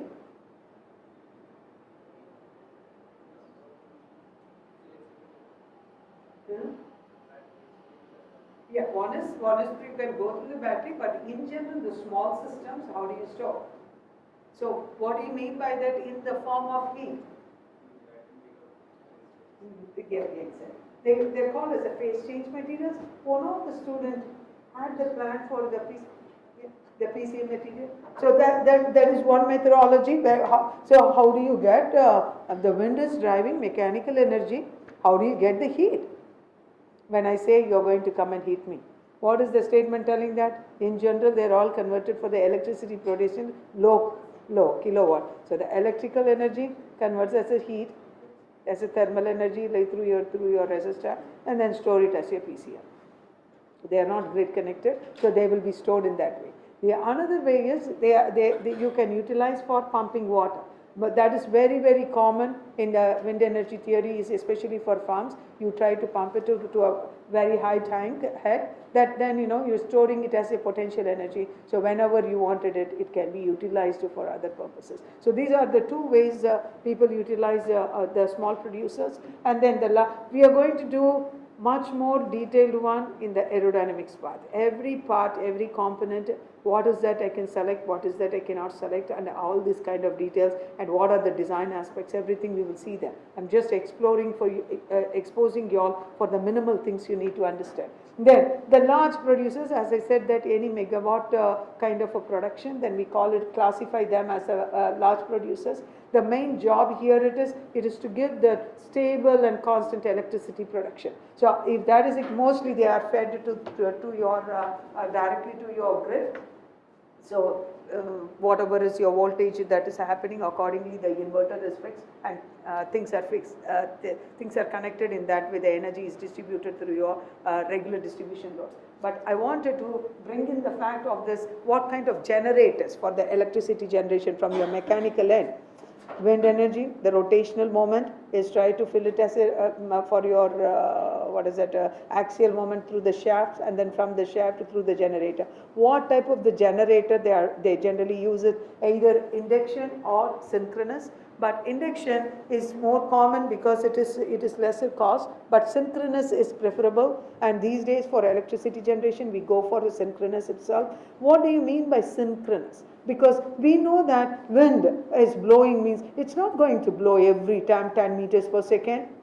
It can go, it can change to 15, it can change to 12, it can change to 5, right? So if I wanted to utilize that, then I need to make my system flexible to go back and tap that amount of energy, right? But if I have the inverter fixed for a certain amount of your volts, then how do I convert it to the speed? So instead of that, you synchronize according to the wind speed. So that if the wind speed is low, the winding will be what is get actuated is less. So the rotations are accordingly it takes care. Otherwise, sometimes they give like a step up, step down, so that eventually what you get it out is the one which you have designed for your grid connection. So that is the precise idea is whatever is the wind speed, utilize it. It's like your heat pump technology. Even every 6 degrees, 10 degrees, utilize, go through the heat pump and utilize it. So that kind of an idea based on your synchronous generator, but at least carry back in your mind that is most expensive one. Now coming that, okay, now I have an idea what it has to be, at least a minimal part that has to be put. Now I'm going back and seeing that how should I take into account of calculating like what is the total amount of energy that is available for me. So you have to start with telling that what kind of variations over the period of time. In other words, the time series with respect to time, what is the wind velocity we have, that time series we can get the probability curve from the histograms. So you will be able to get that one, and then take for a required period of time, like either yearly or monthly, you can go back and calculate the amount of power that you can extract from the wind turbine. But the actual one, you need to also know that how long your system was working. Like for example, you designed your wind turbine, say for example 1 megawatt. Right? For that, you also set a optimal wind speed or a maximum wind speed, a rated wind speed where the maximum power comes. Then that kind of a wind speed is, say, for example, 13 or 15 meters per second. Beyond that, your system less also, it will be able to produce only the maximum of 13 or a 15. Or if it is more than that, that guy will be giving only that constant value. So that sometimes you have to stop your system for your maintenance, right? In case if the things are not functioning, you want to go and attend it, change the thing, or when the weather was really like tornado, you don't want your system to fly everywhere. So it has to be arrested not to operate that system during that kind of a period. So your system mainly is maintenance.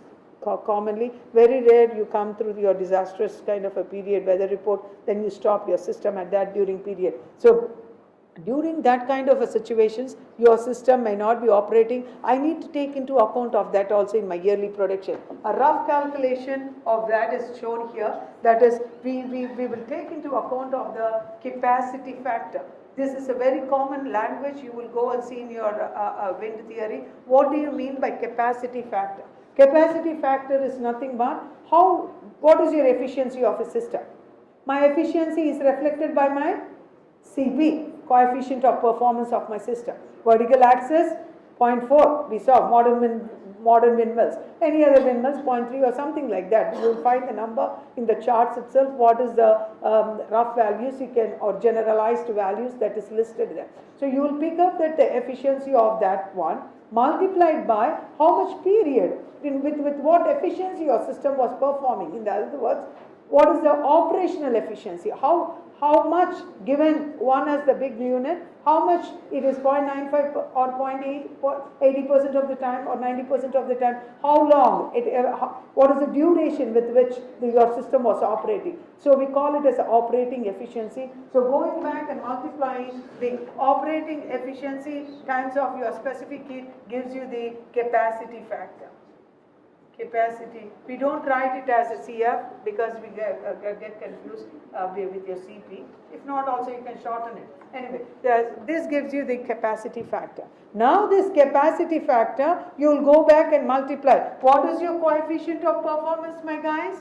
The coefficient of the performance was defined as whatever is your actual energy that is given out to your that is happening at your rotating blade to your maximum power. Maximum power is undisturbed, right? So if I wanted to find out what is your total, so go back and utilize this maximum power multiplied by my capacity factor, this times of your W max will try to give you the total amount of total energy that you can tap it. So if you wanted to tap, how much energy that you can get it. For example, let us take about a 100 kilowatt wind turbine. I have designed for a 100 kilowatt wind turbine.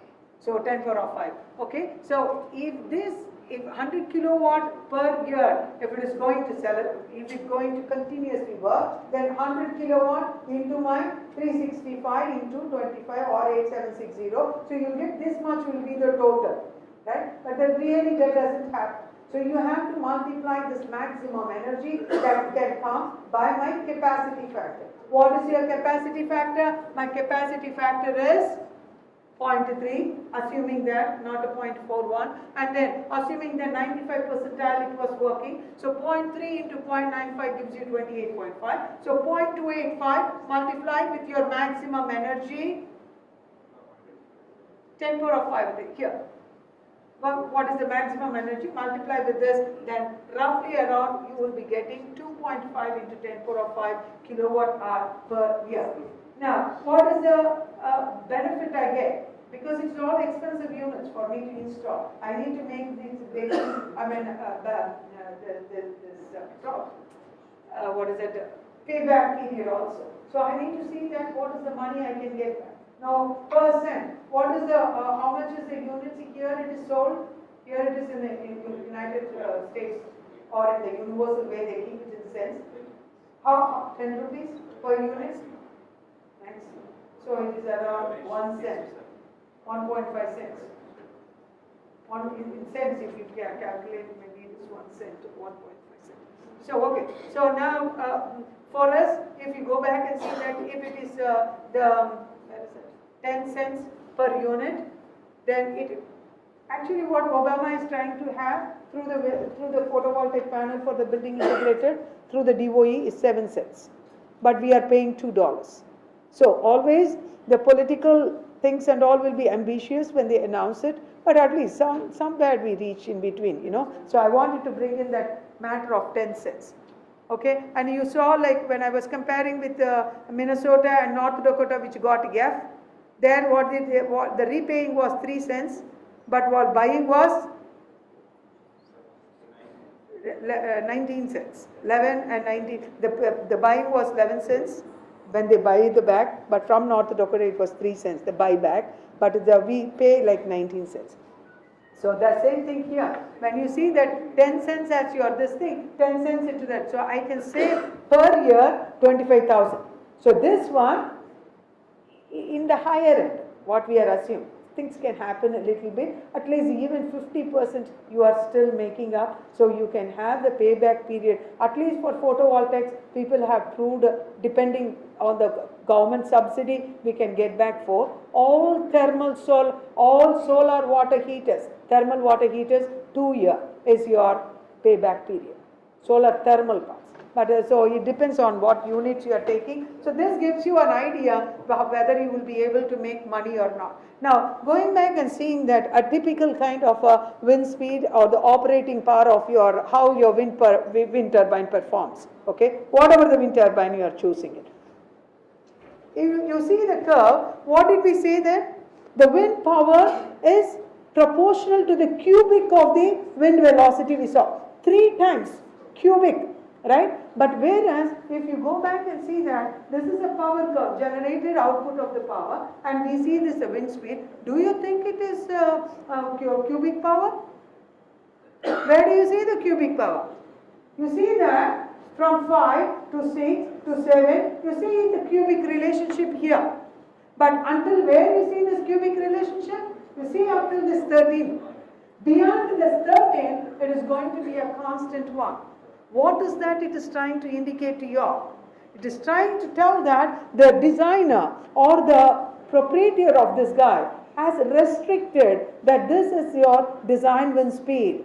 Design wind speed means what? Maximum power that you can get. At that particular point, I will be getting my maximum. Beyond that, I will not. I will be getting a constant one, and in this other end, yes, if it is anything less, I will get the cubic velocity. Why did he do that? Why did he do that? Why did he restrict near 13? Huh? Why did he restrict? You know that if my wind velocity is higher and higher, I can utilize more power, which is cubic of the velocity. Why should he stop it? If I would have stopped in 20, I would have had the cubic velocity till here. Why did he? Cost. What is the cost? Why material cost? Damage to your turbines. See, yeah, I agree. The cost is the main thing, and then safety is also the thing. If you are going a higher and higher structure, your foundation has to be accordingly more strong and things, and naturally blades also, you need to have the area of attack also, the swept area also has to be higher, so the blade length also become, so the cost has become a thing, and then safety is also, otherwise if your foundation is not good, if one wind blow comes, done, this guy will out. So going back, that has to go and give the instructions inside that only 13 is my maximum. So beyond 13, hey guy, do not rotate it further. So they will try, like if the windmill is something like this, not too good. Okay, whatever it is. If the windmill is trying to rotate like this, they try to have some other control mechanisms which we will go and see. What kind of control mechanisms can there? It can slow down the process, give only the constant output. Where, how is it this guy dissipating the losses of it? We will be seeing it. So this one, this guy is saying 13. Of course, sometimes I will be getting 14. Sometimes I will be getting 16. So I am losing the power that I can extract it. But given the break-even points of my cost and other things, that is fine. But we need to go back. I wanted to show you that leave about all that. This guy, the histogram guy shows you. Histogram was later. Yeah. So in this histogram, see the 13 meters per second. It was taken from the same book, that's why. So 13 meters per second, beyond 13 meters per second, till 13 meters per second, it's going to have cubic velocity, right? Beyond 13 meters per second, the period of probability of me getting that values is very, very minimal. So it is not worth for me to go on tag till the 20 or something. So that is why he restricted his device to your 13 meters per second itself. So given that as the idea, guys, with 13 meters per second and the chart, this shows a little bit better same power curve in a different version. It has been given because in this picture I see some terminologies you guys have to know. What is this 13, this is 10, 20, this one is 13. The speed at which you are getting maximum power output is called as a design wind speed, or more popularly called as rated wind speed. See, when you are seeing the photovoltaic panel, at the back side of the panel, they give it as a rated power. Means at 25 degrees centigrade temperature, at 1000 sun, say 1 sun or 1000 watts per meter square, this is your voltage output, or this is your short circuit current, everything they give. So it is a rated value. Same thing here also, the speed at which you are getting maximum wind speed, wind power output, that we call it as a rated wind speed. And again, if you are going to, you erected for 13 meters per second a system. That guy is heavy. Nothing is like a paper, right? So according to that, a force has to come and strike the blade. Otherwise the blade is not going to rotate. I'm just going to tell like this. This guy is not going to move. I need to apply the required force, right? So that minimum velocity that it is required for the blade to rotate. So your curves cannot start as a 0. So minimum for it to pick up. So useful power output beyond 0 level, that's why there will be a vertical line drawn there. So for this kind of, this system which was designed for 13 meters per second, it requires at least minimum of 5 meters per second for the blade to rotate itself. So for the useful power output, beyond that it is producing it, then reaching the maximum power output or the rated power output. Beyond that, it is going to be kept constant because I want to provide the safety for my system, so it is restricted. Beyond that, okay, it can produce constant to certain extent. But beyond that, if it is going to be tornado, the whole thing will be derooted. So we cannot take chances in that way. So that is called as a shutdown wind speed. So the speed beyond certain things I can withstand, it's better not to operate it. I have to shut down it. That speed also will be indicated in your data acquisition system and the controller. You will feed those values. This system is for this. When it strikes close to 20, all other actuators will start functioning. We will see all the control mechanisms more detailed in tomorrow's class. But I wanted to tell you that you have a cut-in wind speed. This language is universally used. It's not like every different country uses different. So cut-in wind speed, rated wind speed, shutdown wind speed. These are all, cut-in alone is slightly tough for you all to remember as a technical way, but otherwise rest all you guys can connect it. Now, going back and seeing that's what I have said here. This guy, why he restricted near the 13 meters per second is he does not want to, and the turbine rotor does not exceed 100 is because he wanted, no, the next one. Right? In order to limit the strain and therefore the weight and the cost and the components of the system. Over the year, you will be losing some energy, but you have to make a compromise. Now, going back, now what are the principles in which you can convert the wind energy? There are different physical laws, theories itself people has utilized, but always pressure kept as a main thumb rule. So what is that? These are all first initial models, nowhere it is utilized. With laboratory it dies, that's it. No one has attempted also, but these are all some possibilities. The first kind is the most popular kind, lift and drag theories, that we will see it in the next PowerPoint. But the Magnus effect, nothing but is just a regular drum. We had an agriculture university back in Coimbatore. So you have a regular drum. Only thing is, initially you somehow do it, actuate it, like perpetual motion machine. Somehow you make it, then it will keep on functioning. Okay, but once it is rotated, then as the wind comes, wherever the phase in which the wind is coming, like this is your drum, my wind comes, it gets stopped by the surface, right? When you stop it, my pressure builds here. In this side, my pressure is low. So if this guy tries to move to go to the lower pressure, so it will start revolving. This is what is the principle behind your Magnus effect. Dwight slot is slightly efficient, that solid cylinder. What does this? Solid means it's not like a solid this thing. It's a hollow and then it spins around a axis, okay, vertical axis. And then Dwight's it's all perforated holes, that thin holes. Every time it will try to, the air that enters into that holes, that will go tangential. That tangential velocities has a better speed to revolve the system. So that was the second, third way it is done. But the last two, it's not utilized anywhere, and this also depends on your lift force. The tangential helps in the lift force. Now coming back to the popular airfoil theory. Our flight also gets into that mode only. Do we use lift or drag in the flight? Well, if the guy sits there, no, even in the drag also people have shown it, but not very successful, or in the sense not very efficient way. Now, what is that the lift and drag forces? We have seen in engineering about that one, right? What is anything, you have to keep something as a reference point. Your reference is the flow. What is the direction of the flow? Okay, if something is parallel, something is perpendicular, means with reference to what?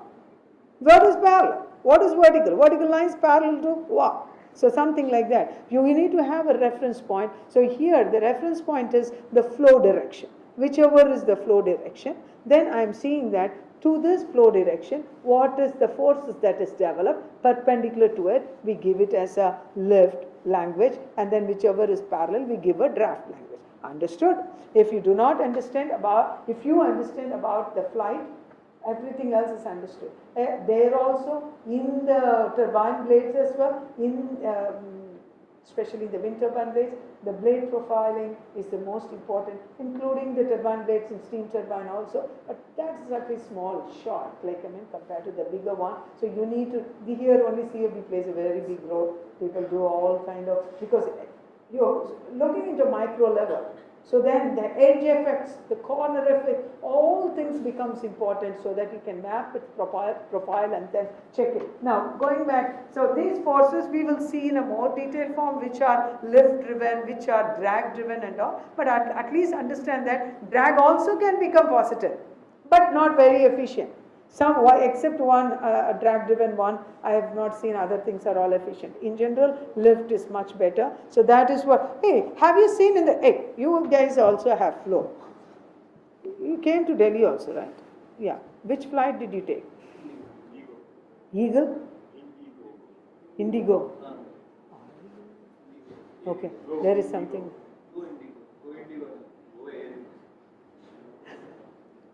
Anyway, some flight.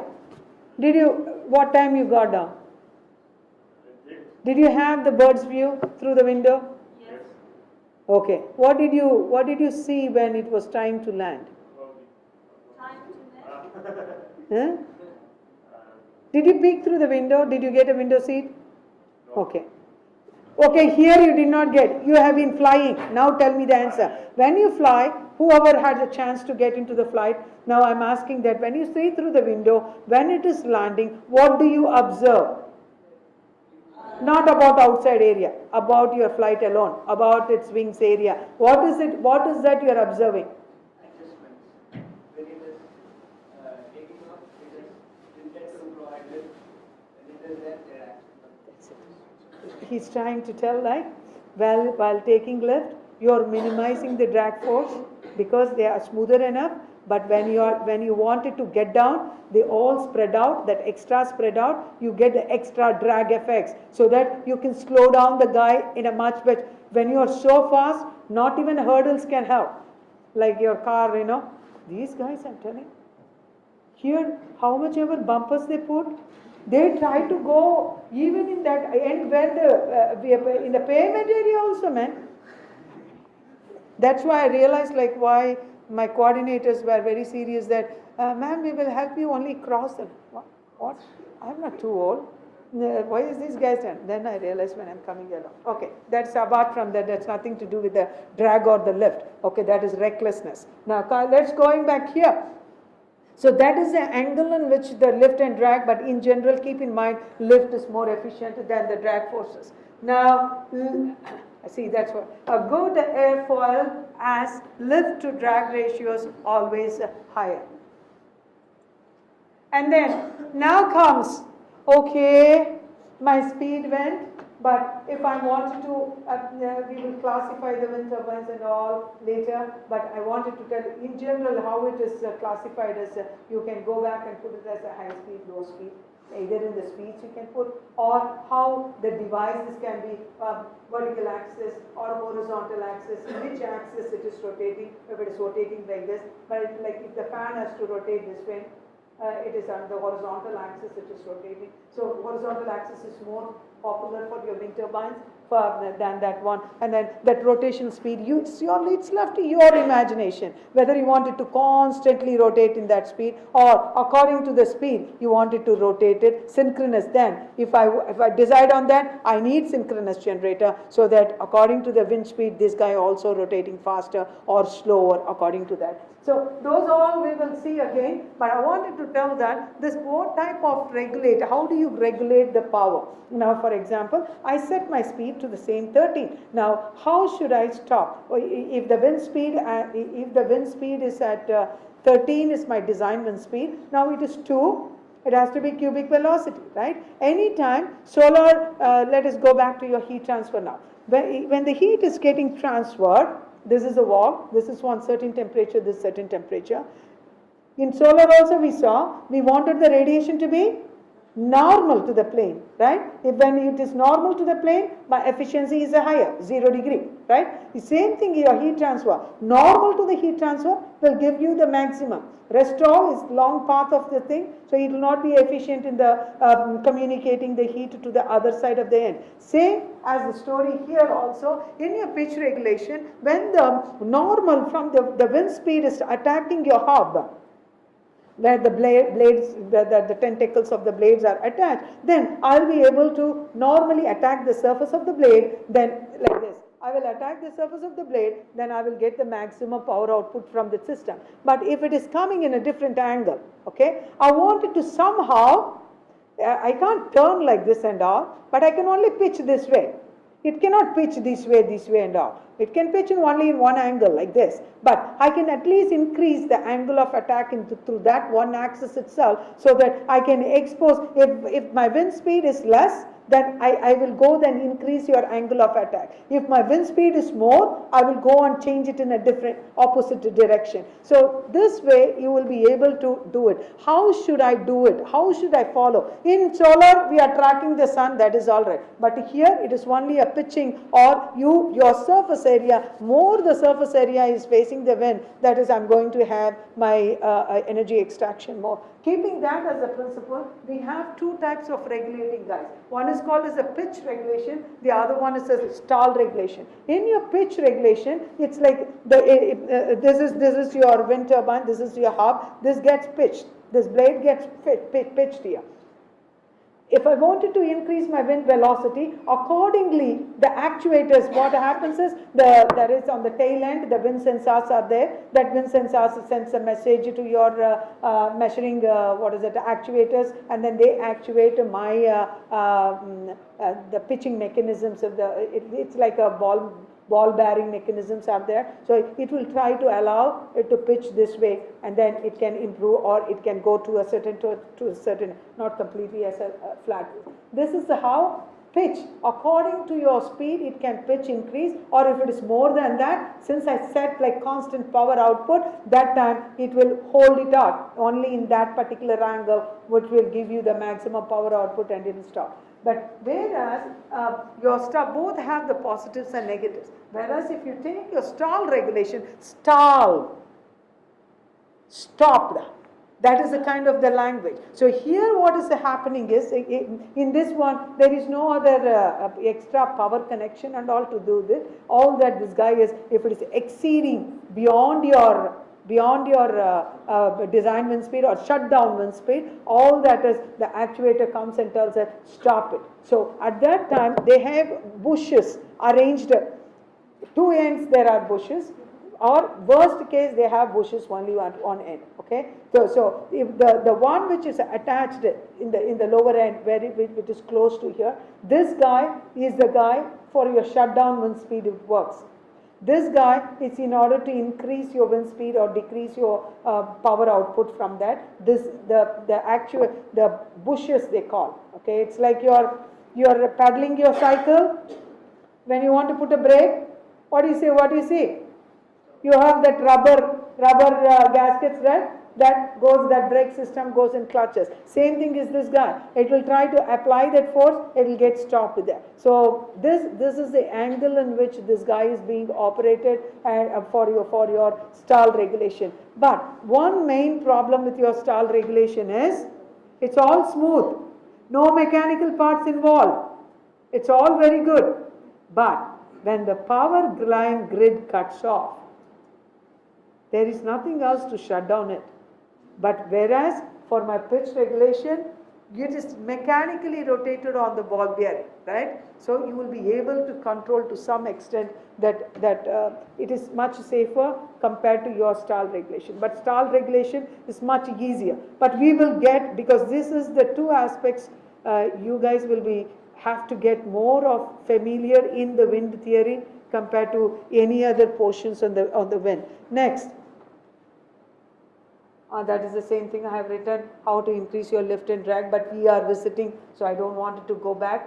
These are all redundant dates I had utilized it, but anyway, by 2020 they wanted to increase the percentage. Currently it is 1%, they want to go back to the 6% for United States.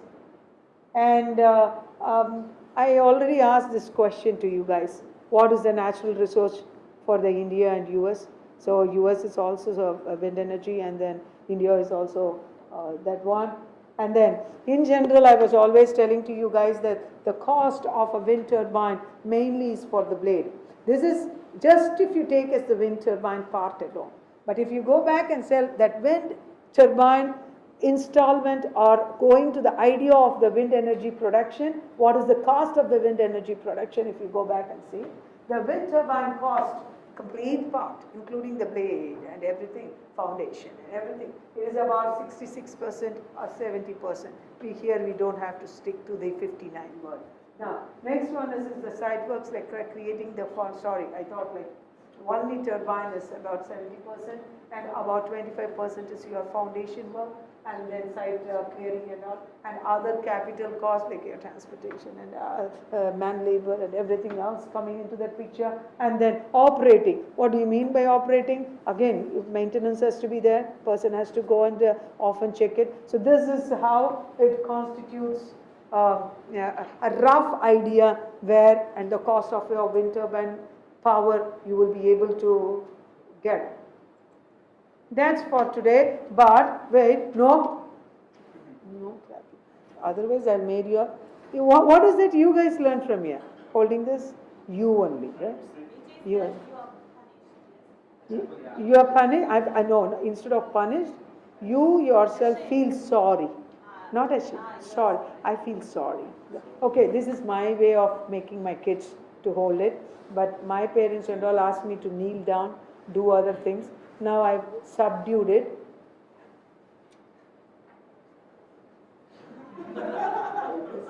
What mistake did you do, man? We want to know that. Okay, wait. Okay, now rhyme this one. Where are these guys, my coordinators? They are sitting and eating? We don't know. They went to buy a ticket to Kazakhstan. Ticket I checked, it was 49,000. Very costly. No. How is this huge? 49,100. 900. I don't know what is conditioning and all, but I don't want it to melt. They cannot drink it. That's my problem. From Delhi. From Delhi only 10,000.